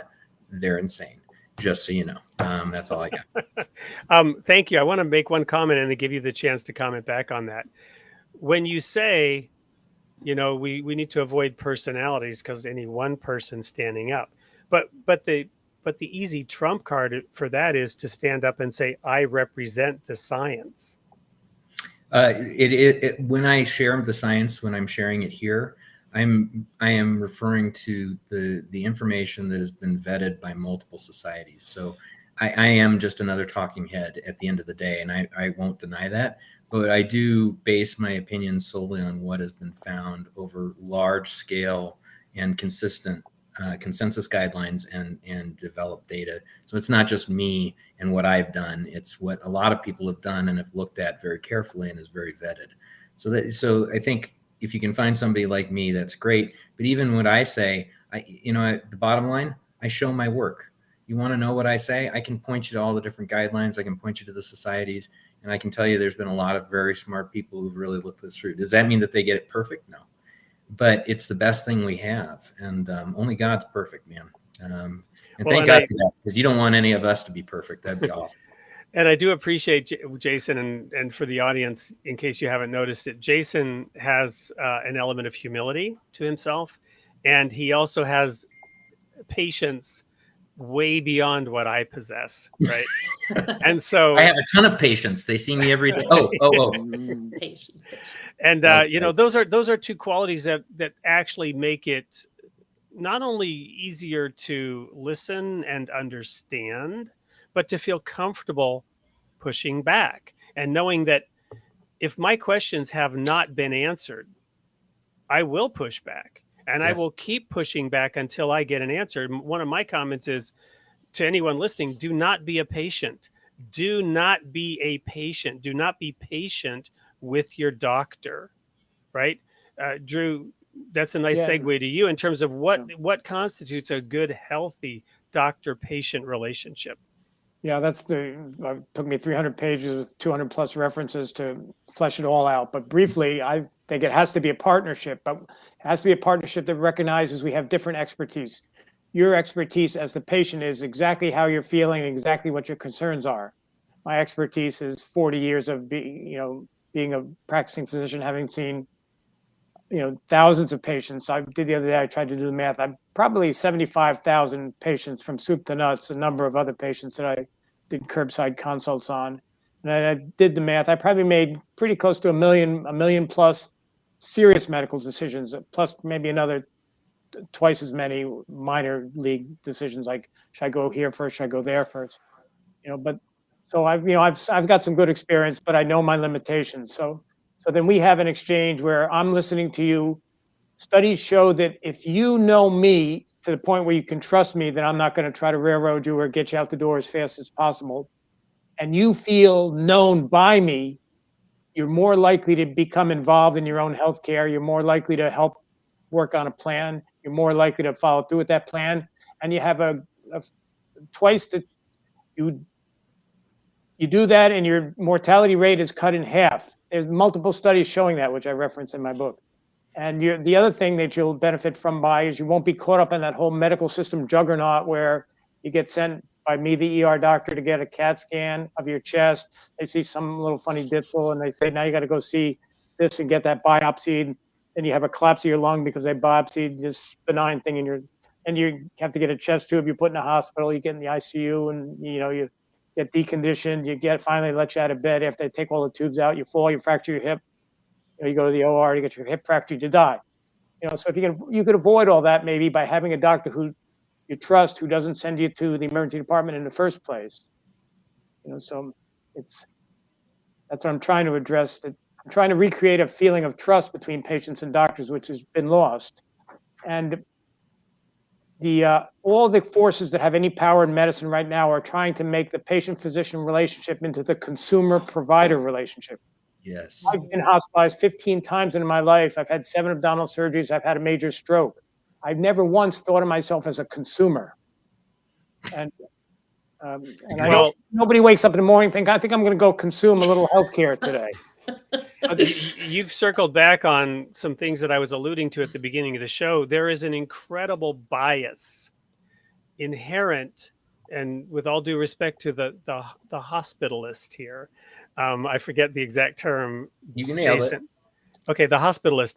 With all due respect to the hospitalist, it is an industry, and you're a cog, a very, very brilliant, humble, dedicated, service-minded, as pure as you can get with intent human being, but you're part of a system of systems. And again, my own personal experience, I was with Deloitte Consulting until I wasn't, because I saw them doing things that should have been front page Wall Street Journal whistleblower stuff that they were doing in their field around auditing and consulting. Remember Arthur Andersen and the collapse of Arthur Andersen, and a number of the drowning rats from that dying ship fled over to Deloitte because it was a very lucrative business to be the fox in the hen house where you're the auditor and the consultant. Remember Sarbanes-Oxley? Oh, yeah. Right? The medical industrial complex, as it's sometimes now being called, is gargantuan, and it feeds itself, and it has a profit motive. Yeah, that's why it should be socialized medicine. No, well, I wouldn't go. End of statement. Socialized but you can practice conscientious, compassionate medicine within it. It's getting harder and harder to do it without getting fired, but you can do that. I 100% agree, and my goal became to try to find a way to be that kind of a human being within even the auditing and consulting world as well. Right. I'm not anti-business just because of that. And I don't believe that, business should be state controlled. I don't believe that government, and I don't believe that government is necessarily, so I saw the comment about socialized medicine, right? I don't believe that government is necessarily any better at delivering ultimately better results.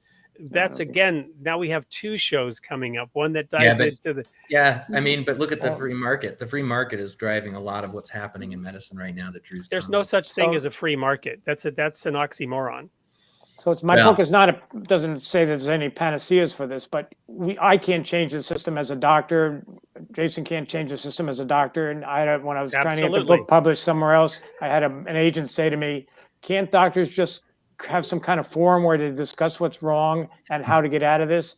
I said, "There's all kinds of forums like that, and there's for a bunch of strong-willed individuals, there's a fair amount of consensus among the doctors as to what should change and in what Yeah. way." Yeah, We don't. I mean, that's We're not absolutely- steering this ship. We haven't been steering the ship of medicine for quite a while, So, but what you and I can do is you and I can make our own system. You as the patient, me as the doctor. We can have our own system where we listen to each other. We decide what's best for you, and we might have to fight the insurance companies tooth and nail to get coverage for the thing I think you need. But you got to trust me when I present enough evidence to you that maybe that thing you really think you need, you don't need, like a CAT scan for your chronic low back pain, which got worse when you lifted a box. Well, but You know? isn't it true that the easiest thing, the simplest thing, is to endless referrals to cover every possible base, no matter how much the cost, right? Yeah, well, that's definitely the tendency, and that's why if we don't have a relationship, when I say to you, "Gee, Wade, you really don't need that, and let's do this instead," and we'll keep that. We know that that's a possibility that if things get bad, certainly if you have low back pain and you're becoming incontinent of stool or urine, or you can't feel your feet, or you can't raise your leg, now we're going to worry that you have a ruptured disc that's compressing the nerve. But short of that, if we can get you on a regimen that improves your back pain, absent those things, and save you the exposure of the CAT scan it really needs individualized. We need individualized medical care, and what the system wants to do is say any warm body will do. You don't need to see somebody with Jason or my training. You can see. I have nothing against nurse practitioners or physician's assistants. I've worked with some excellent ones all through my career, and they just have to know their limitations. You should always have a doctor. If you want to see somebody who does crystal therapy, that's fine. I don't care as long as you let me know. If they have you swallowing crystals, then maybe I might object. But Or smoking them. or yeah. But so right. you have to have the captain of the ship of your healthcare, and it has to be a doctor. And Well, thank you. And Jill, I really did want to give you sort of the last word as Yes. somebody I'm who excited. has I that have experience as a something. registered nurse, and also, mother who has taken your children on many a trip within the system and having your own knowledge and experience. Yeah, well, I had something planned out because I knew I was going to have the last words, so I had something planned out I wanted to Excellent. say. Go for it. But to your point, Drew, I recently went to a doctor here, and it was really it was not a very great experience. I ended up getting 5 different referrals that I don't need. I was shocked by the lack of what connection that he wanted to have with me. I'm going to find a different doctor, but Good choice. I just couldn't believe it. I was like, wow. Anyways, on that note, I wanted to end with this. In the beginning, we were talking about feelings and personal experiences. So I thought this would be something good to end with. So I was doing a little bit of research. I didn't have a ton of time today, but the latest Rasmussen report says this. 11% of American adults say a member of their household died from COVID-19, while 86% said no. However, 10% say a member of their household has died whose death they think may have been caused by a side effect of COVID-19 vaccines, while 85% say there was none. I just find that interesting that they did a study and that's what people thought. And I thought I would share it because it was their personal experience. Yeah.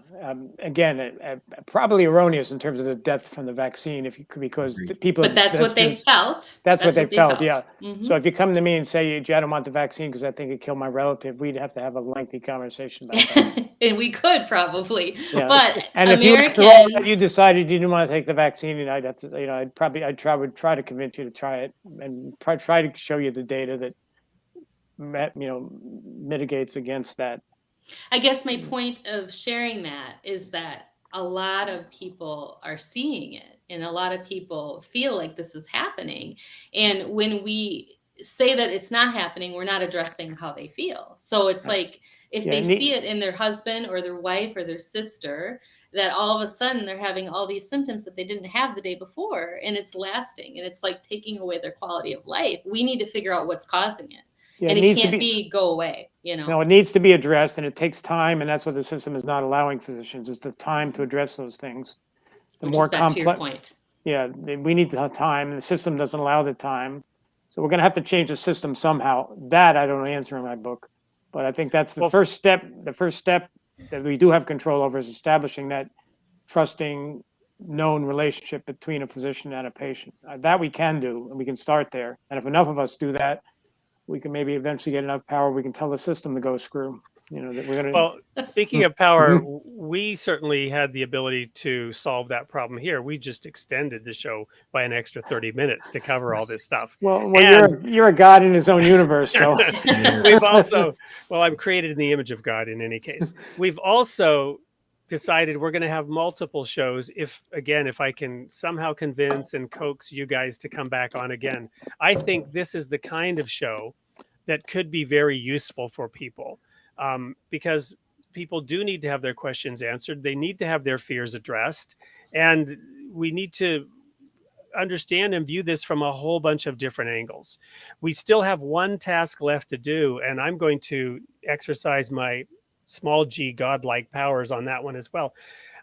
I'm going to lead you guys down a path. I'm looking at the comments, and I really greatly appreciate the people that commented tonight, but none of them are jumping out at me as being the kind of comment that really I want to give a free book to. I'm toying with the idea of saying, put your comments in underneath once this goes live. So those of you who are watching and have gotten to the end, put your comments in the chat of the show once it's published. And for anybody that was on the list that's listening tonight, the emails that you get to join into the show live, you yeah, I was going to go with that one. The one you were going to go that one. Okay, saying. well, I'm very happy to be He's overruled. right on the zombie apocalypse. I think Ty is 100% correct on that. Well, let's. I'll write a book and send it to you. How's that? Let's I'm totally fine with going with Ty's comment, especially if others agree. But let's unpack that for a moment. Even though we're in overtime, that was a comment that we didn't pursue that comment. The comment was related to something somebody said about Piers Morgan later in the show. Talks about, well, what if 30% of the people were dying, right? What if it was a pandemic that was wreaking havoc and devastation at 10x what COVID did? What then?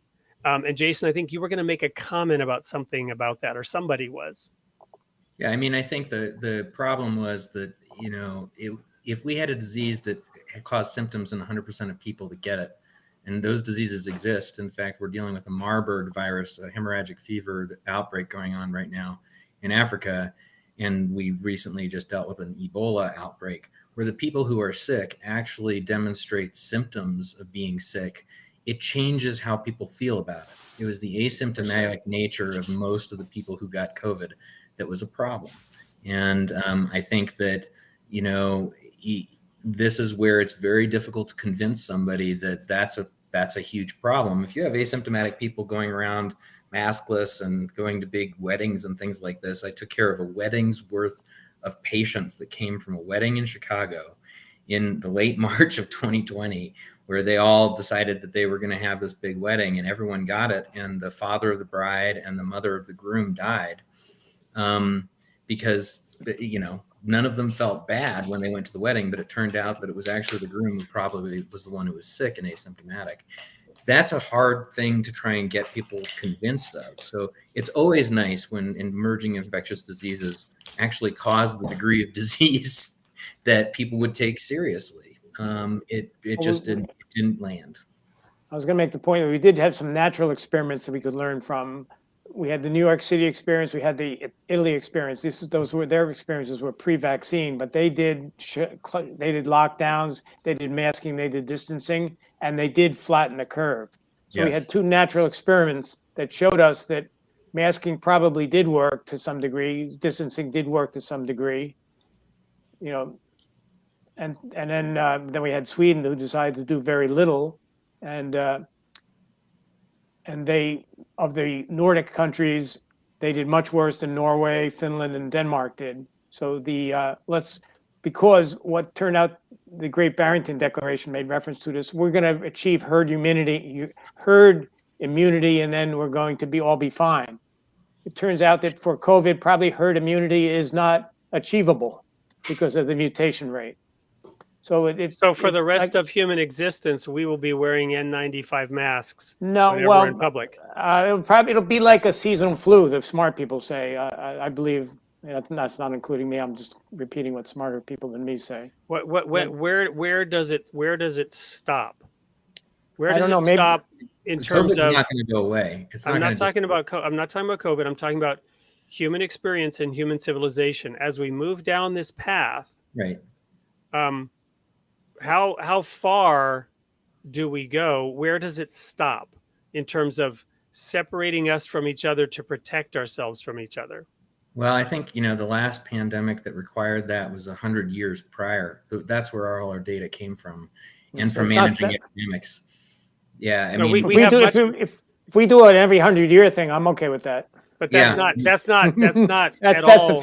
The fear is it's going to become a lot more frequent. Yeah, that's not at all what's happening, because in our modern day, every other week now we're hearing about the next pandemic. What was it, monkeypox, and then it's something else. Yeah, but it hasn't. It really hasn't happened, and there's fear there, and certainly there is. And is there an increased risk again?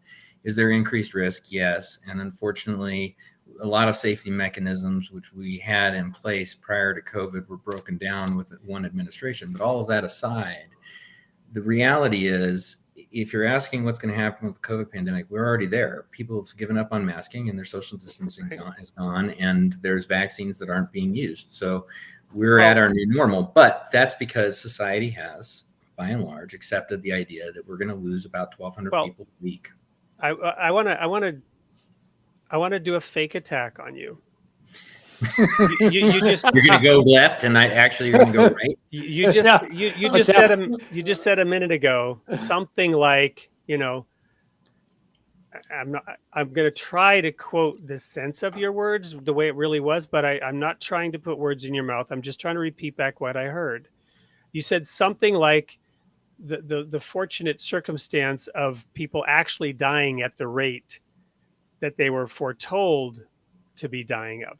So I know what you meant by that, but you do recognize that is a horrible, horrible statement, that it says it would be good if 30% of people died, because then they would take seriously what we were saying. Yeah. I mean, this is the reality. No, because I can tell you from experience that this is the case. So even though I've outlined the case of COVID fairly succinctly here, people are still going to walk away being convinced that COVID is no big deal, because the majority of the people don't have these outcomes. I'm going to flip it now, and because I'm saying that was a horrible, horrible, horrible thing to say, I could now get up on my horse and say Jason Persoff has said, and I could do a soundbite on the internet, he wants to see 30% of people die so that science will finally ascend and people will take seriously these dire pronouncements of science. That's not at all what you said or why you said it, but you see how that could happen. So what I'm about to say is the exact same kind of thing. And that is that I would like to see a full-on study done of Sweden compared to other countries, because I'm Swedish, right?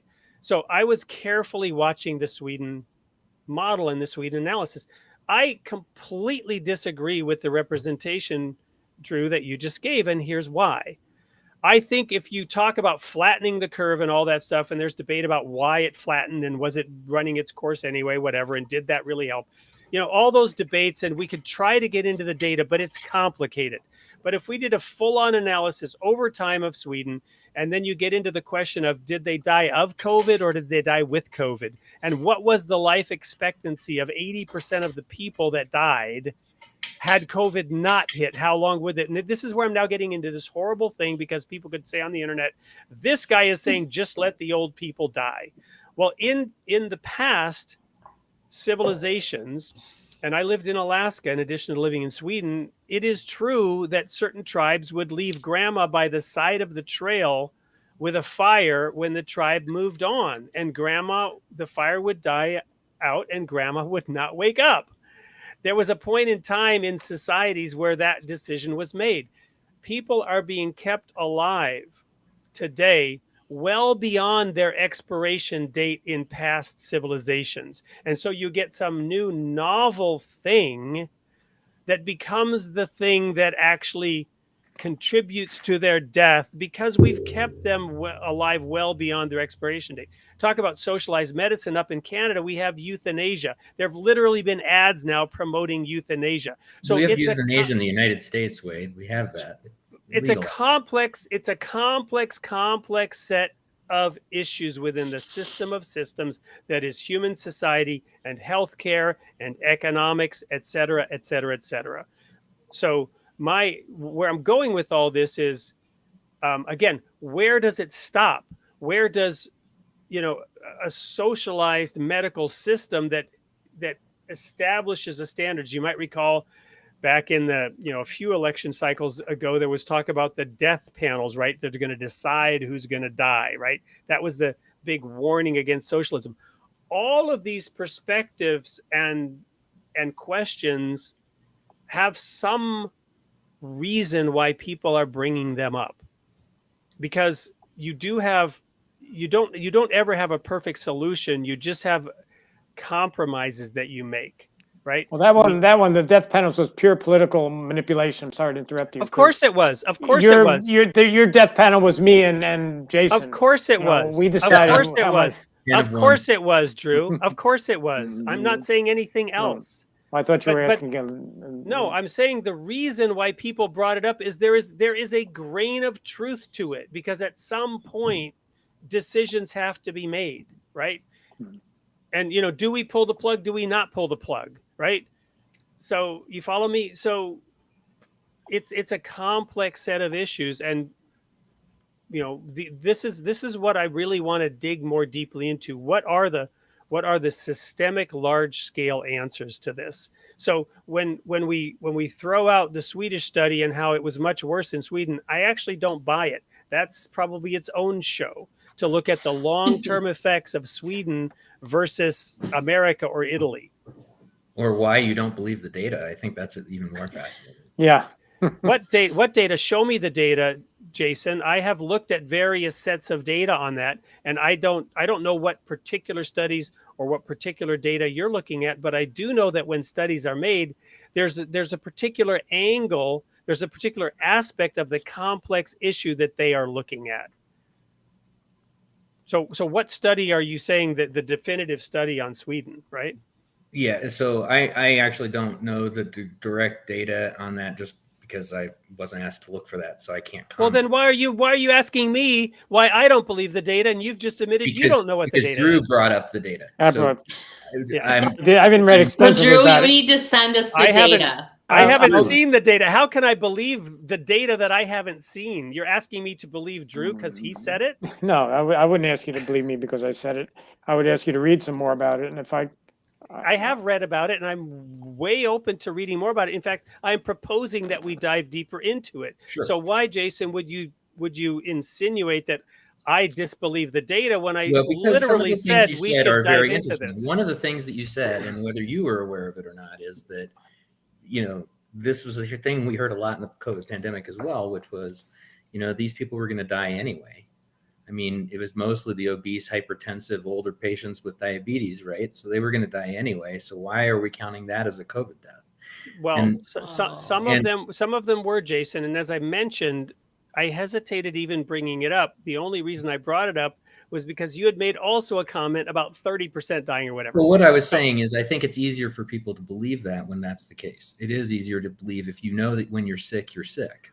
So when I say that, it's easier for people to believe that because they have the evidence in front of them. It's hard for people to believe evidence that is not immediately apparent to them. And this is the problem with subjective experience, is if I don't have any symptoms, and nobody I know ended up with symptoms, and nobody died, the plague doesn't exist. This is one of the experiences that happened in a lot of little towns throughout the United States, because unless COVID was introduced there was no clinical experience. But the problem is, and the reason I made the comment that I did in the extreme that I did, is not because I want 30% of the population to die, but because people only care when it really affects them directly. Then their experience changes. So it's interesting to see how that transformation occurs. But the last thing is, your point about excess deaths is one of the statistics that we actually use. An excess death is a death that that occurs when it was not expected. And across the board, when COVID came through, we had excess deaths occurring in all the different domains.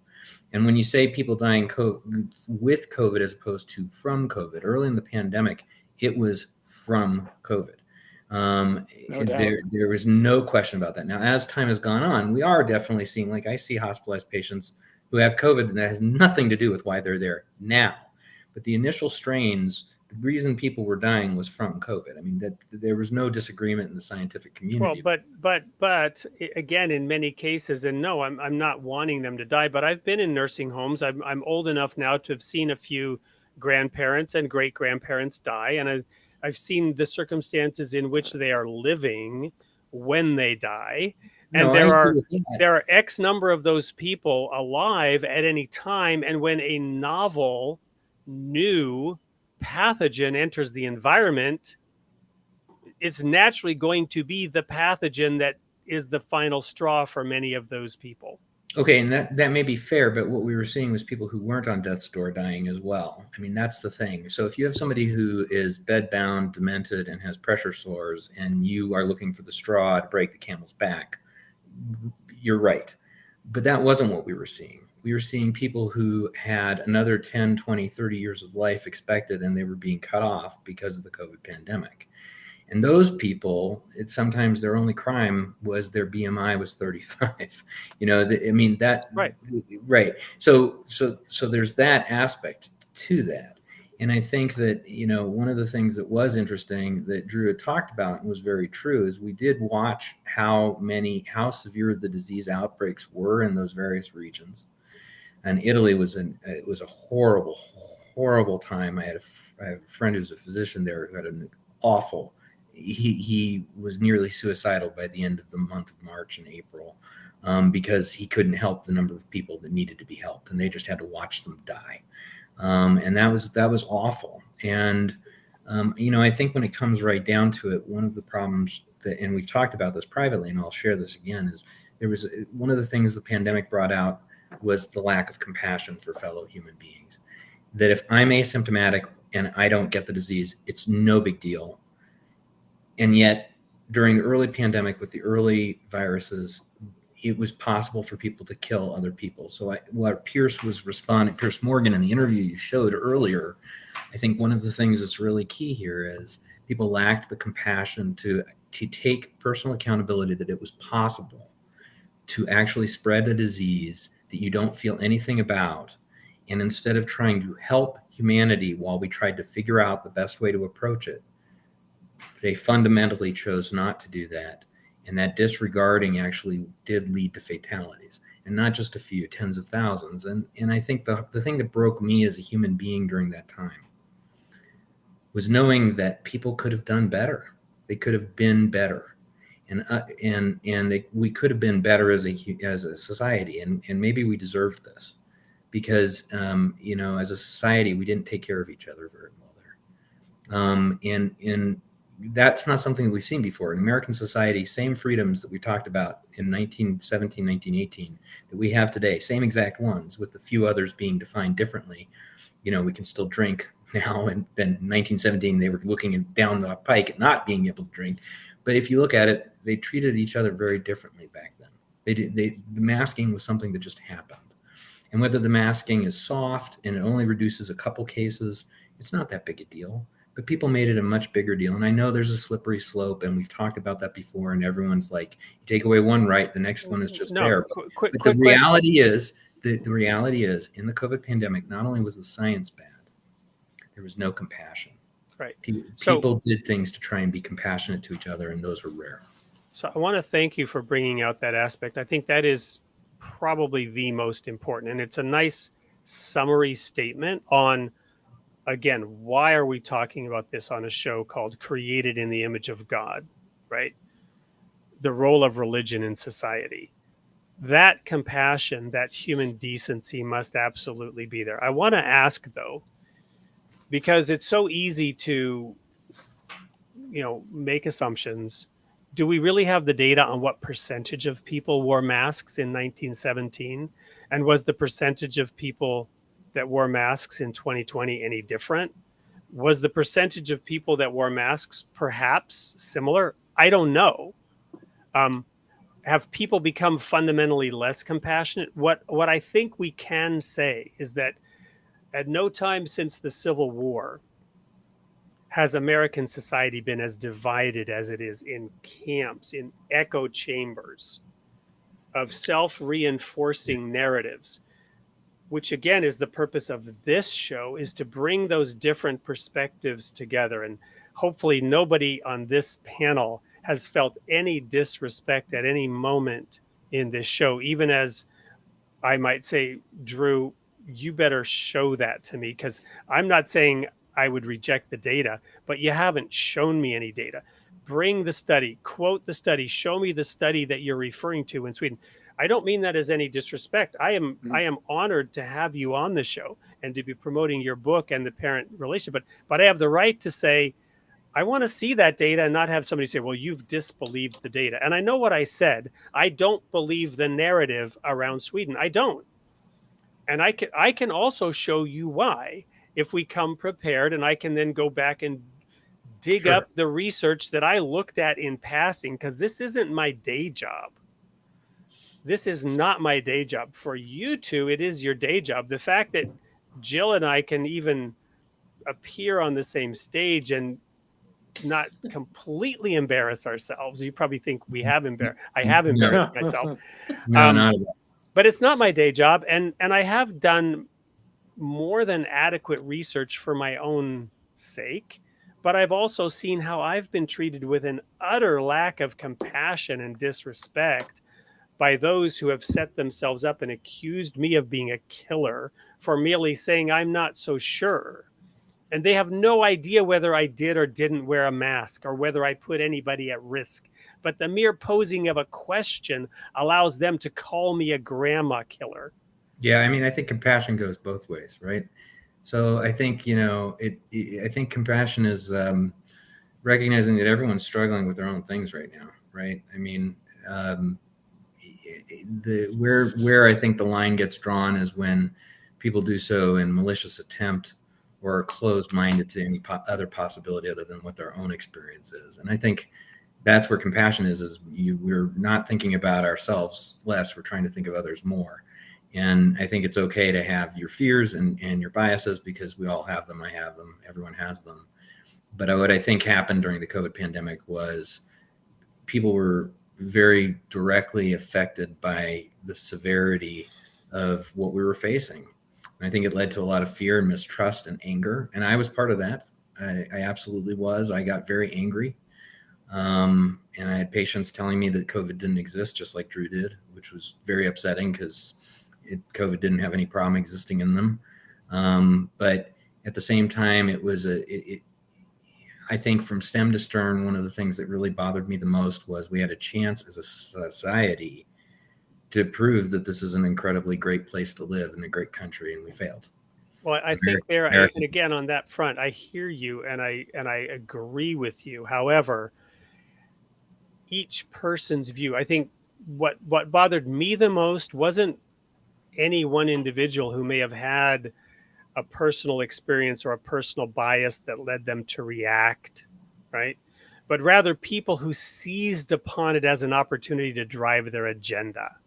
Well, and that does happen, right? Fear begets, rigidity, as both, as you know, when we're fear-minded, it's about survival. It's not about taking in all the data and accepting things. And like I've said multiple times, we're evolutionarily built to do these things this way, because that's, as a single individual, as a species member, that living off of fear is great, but we actually have a frontal cortex that allows us to move beyond fear. And in many ways, that didn't happen because people didn't. No, we want to use the reptilian brainstem. It's offered the most fun in our lives. I mean, Right. if you think about it, it certainly has mine, or at least my adolescence suggests so. But Well, and Jason, again, thank you so much. I want to give pleasure. Drew and Jill a chance because you and I have been going back and forth a little bit, which I can't wait for the next chance we get to come together and talk. Because for whatever you might think of my reactions or my statements, I am deriving immense benefit from these conversations. So thank you. It's always good to have this conversation. So Drew and then Jill, last comments. Nothing. Last comments. Nothing of real content to say except they did have what they called mask shirkers back in the influenza epidemic, and I remember there was some incident that came down to a cop shooting a guy because he wasn't wearing a mask. Well, there you go. I'd have to do the internet search to find it again, but why am I not surprised? But they were. I mean, I think that's how few of them were. They were Agreed. just basically mass shirkers. Well, if you could be shot by a cop, there would be fewer. Yeah. No, but I think I agree with Jason's point that definitely showed that we're in little silos, and I mean the whole thing was politicized right from the get-go. It would have been an interesting experiment to do to see if it hadn't been politicized so immediately by the last presidential administration, where would things have gone? They would have gone bad. I'm going to reject that. It was not politicized by one side. Yeah, the Oh, media. no, wait. No. It was politicized by both sides. Yeah, well, that's true. More than two sides. I don't like it when no. people want to blame one side or the other. No, I have a statement on my book that says partisan politics of any stripe is a public health hazard. So I agree with that. I agree. There was only one president who happened to come from one party. I'm not a member of any political party, never have been, never will be. So, but I only brought it up. Let me ask a simple question. Given what we know, was it a good or a bad thing to stop flights from China when that was done? I don't even have an opinion on that. What was a bad thing to do? Another thing I say in my book is that I call it the "I'm not a doctor but" illusion. I'm not a doctor is a complete sentence. Period. I'm not a doctor but can lead to nothing good. You can say I'm not a doctor, comma, so I shouldn't probably say anything more, or so you should take anything that I say with a huge grain of salt. But I'm not a doctor but, and then giving medical advice. Somehow we've come to believe that because the person has that preceded whatever nonsense they're going to say with the I'm not a doctor, that it's okay for them to say any goddamn thing they want. Excuse my language. So who was it? Dr. McCoy, right? What was his famous statement? I'm a Dr. Jim, not a... Oh, yeah. Not a Democrat. But it's the joke that I've heard. But yeah, it was the right thing to do that. The way it was handled, though, was magician. Thank you. Yeah, right there. Thank you, Daniel, for saving us. Damn it, Jim. But no, I mean, it was the right thing to stop the flights. I'm a doctor, Jim, not a magician. I'm not a doctor, but I am a magician, right? Yeah. Well, my point is, I'm not pro or con. I'm just saying, who made that decision political, right?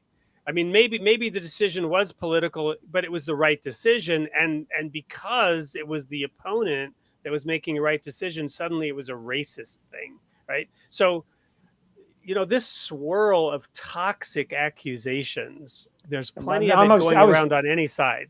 But I was just trying to make the point that non-medical people should not be giving medical advice. Zero, zip, nada.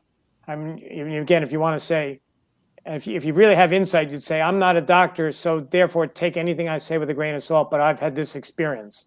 That would be a reasonable sentence. But isn't that what they, I mean, that's not what they mean.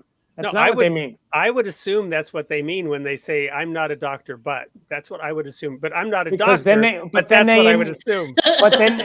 But then they introduce what they think is a common sense thing. Here's one more example. And again, I'm not anti-Republican. I'm anti-partisan politics. I'm anti-foolishness.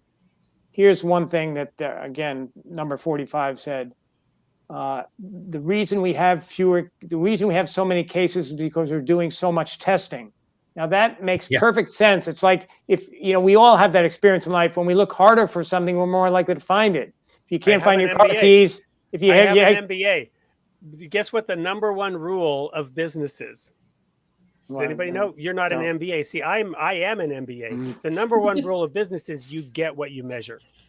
Yeah. Okay. Well, at any rate, so here's how that. So, but I didn't expect him to know this, but he had plenty of people around him who did know it. Let's say you have a rare condition. There's one case of this rare condition in a population. You do 100 tests. You do 100 tests. You happen to catch that case.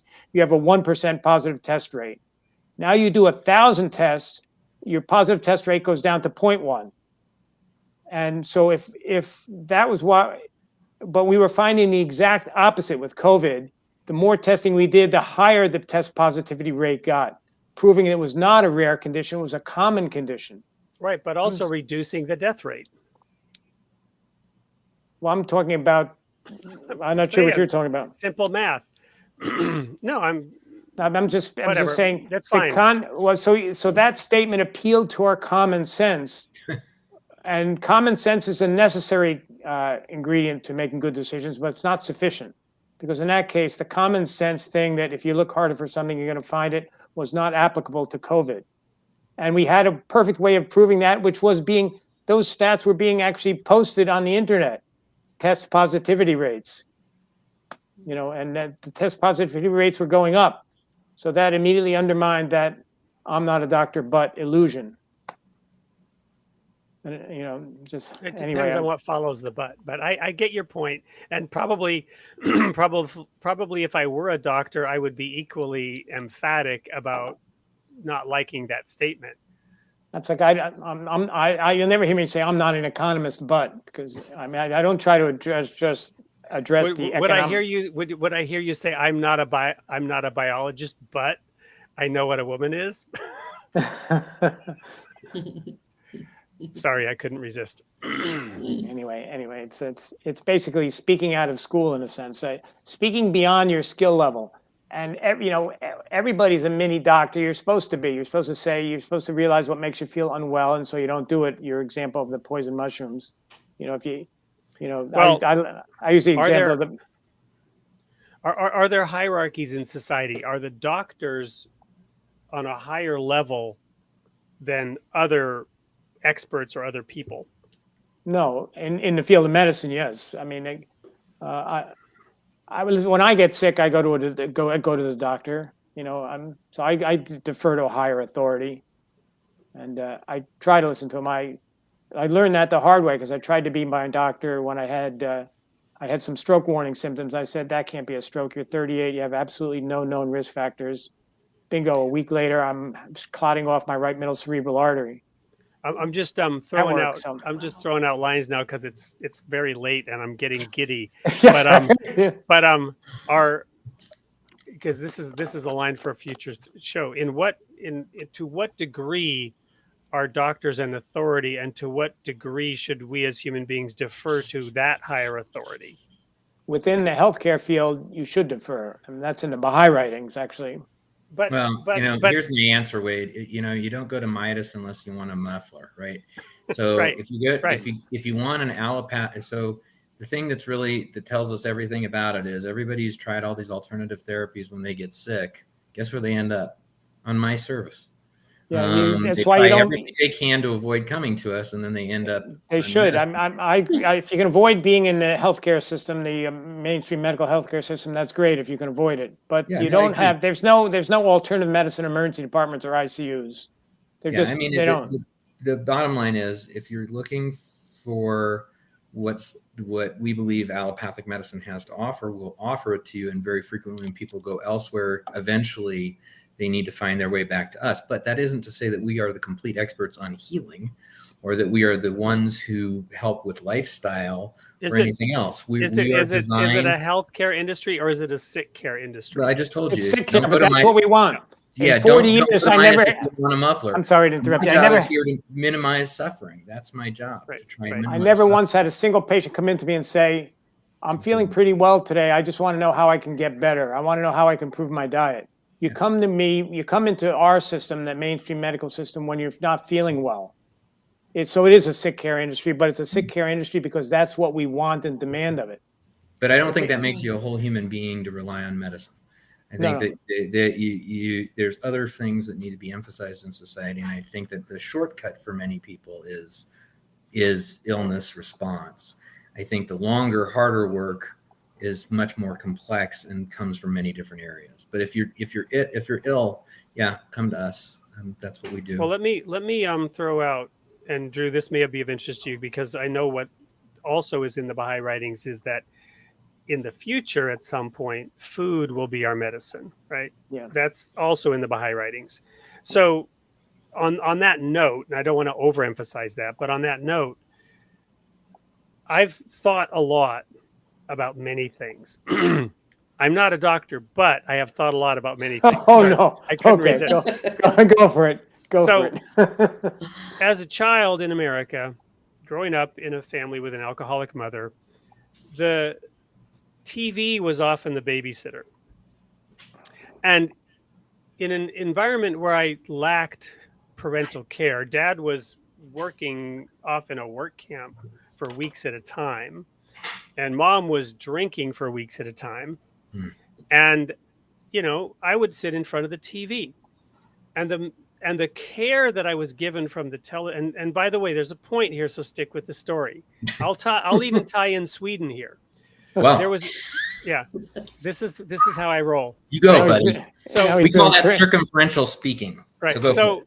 So as I'm watching TV, a hole in America, a hole is being drilled into my very soul, telling me that I need whatever crap they are promoting in order to make me well, happy, decent.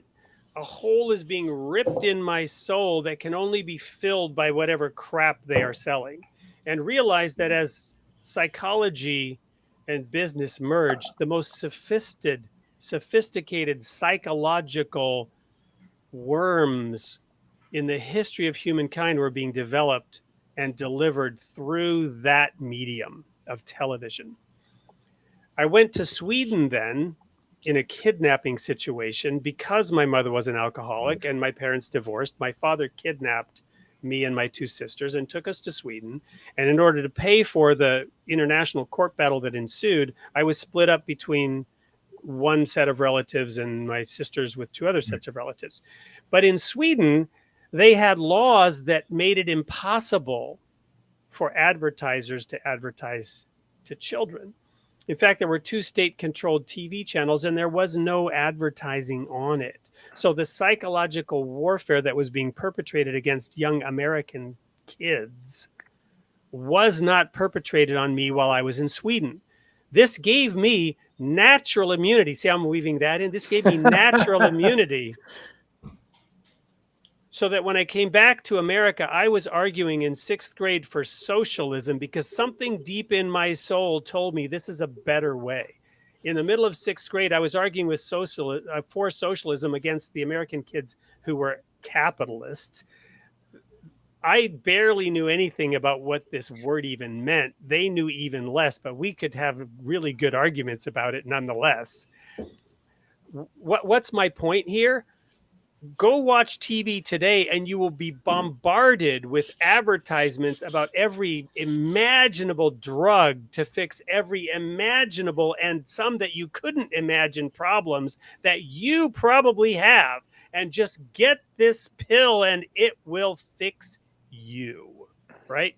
This is the basis of that whole consumer product relationship in medicine. And we, as a society and even as a species, are being programmed to go down that path and to seek out those authority figures. 4 out of 5 doctors recommend this, right? Is on every, that's the old school ad. They're much more sophisticated today, right? In how they get you to buy into the fact that you need to buy their crap, whatever that crap is. And not that there isn't good stuff there, and not that, like I shared, I don't know if it was in the studio earlier, that I almost lost an eye because nobody was diagnosing the condition I had properly. And when they did, they injected my eye with cortisone and they saved my eye. but they had nothing to offer for the underlying condition. I had to go seek my health elsewhere because they were sick care, and I had a chronic condition for which there was no cure. And they were more than happy to sell me a program for the rest of my life to the tune of who knows what that would have cost me over my lifetime had I agreed to accept the permanent disability that I was offered at the time. And so that's just one example. That's just my personal experience, right? But you see how I've universalized it by paving that path of the programming that we received as kids to go to that authority figure, in this case, no disrespect for any doctor in the room, that authority that will fix me if I go to them and pay my money to get fixed, or give my life, give my trust, give my whatever. Which is not to say that medical science doesn't play a role. I'm grateful they saved my eye. They showed me what I had. They ran the blood tests. We take our children to doctors. I'm not anti-doctor. I'm not anti-science. But the individual human being is still at the center of all this, in my opinion. I agree. And that's pretty much the theme of my book as well. And I'm grateful that we have hospitalists, Jason, because an American hospital is a marvel. It's a marvel. It's a medical miracle of what the capacity that it has, what it can do, the treatments that it gives, but still there's, as the Germans would say, there's a worm in it. There's a worm in it somewhere. Only right? if you There's choose a worm to in believe that that apple. there's a worm. But it's the profit motive that underlies it. And it's this. I mean, I think that again, the biggest problem that we have is that we don't have socialized medicine because people don't want to pay for it. Number one. Number two, that just because something is tainted doesn't mean that the whole solution is poison. I said there's a worm in it. You can eat around the worm. If there's a worm in an apple, baked in, it's a lot easier than if it's like free floating in the liquid. I mean, but it's I think this is a lot of good stuff that we'll have to say for next time, because there's a lot to be said here. Yeah. I think at the end of the day, that we are sick care. What I do is sick care. I mean, people don't need a hospitalist if they're not sick. And I look at medicine very much like that. And I think that, like I said before, you asked about authority. Yeah, I mean, we're held to a higher authority. We're held to a higher level of responsibility. You expect your doctor to have certain skills, attributes, and hopefully... There's that Hippocratic Oath thing, right? Yeah, but most people don't take the Hippocratic Oath anymore because it says at first do no harm, which sometimes we do have to do harm. Right. You can't have surgery without doing harm. I mean, they're not compatible. But, to that point, do I think it has the full answer of what it's like to be a human being? I think when people think doctors are like that, that's not true. But I expect my pilot to know how to fly that plane, even if the autopilot fails, right? And you expect your doctor to be able to manage disease, even if whatever you've been trying otherwise has failed. But do I think that there's roles for complementary stuff? Do I think I have all the answers? No. But when it comes to illness, yeah, I feel pretty confident. But, people were surviving millions of years without allopathic medicine. Maybe not millions, maybe tens of thousands. But, we do the best we can. That's all any of us can ever do.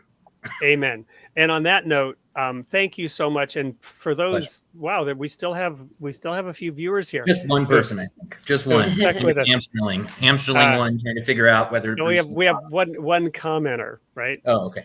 One commenter, but there are other viewers. So thank you, everyone who's still here. Thank you to our esteemed guests. Go out and buy Drew's book or pre-order it, and we will. Oh, so next week, what do we have next week for you? Next week, we have a philosopher, Bill Meacham, and Dan Sampson will be standing in for me as host. I will be the co-host. I will try to zip it for most of the show. That's going to be, I'd watch it just for that. Exactly. I was about to say something like that. So it's a nice follow-on to tonight's show. How can we encourage the development of altruism versus egoism? Phenomenal. If we can solve this, the system won't much matter. Next week, Bill Meacham on Created in the Image of God. Thank you, loyal audience. I'm glad that you stuck with us tonight. And we'll have these folks back on again soon. Good night for now. Bye, everybody.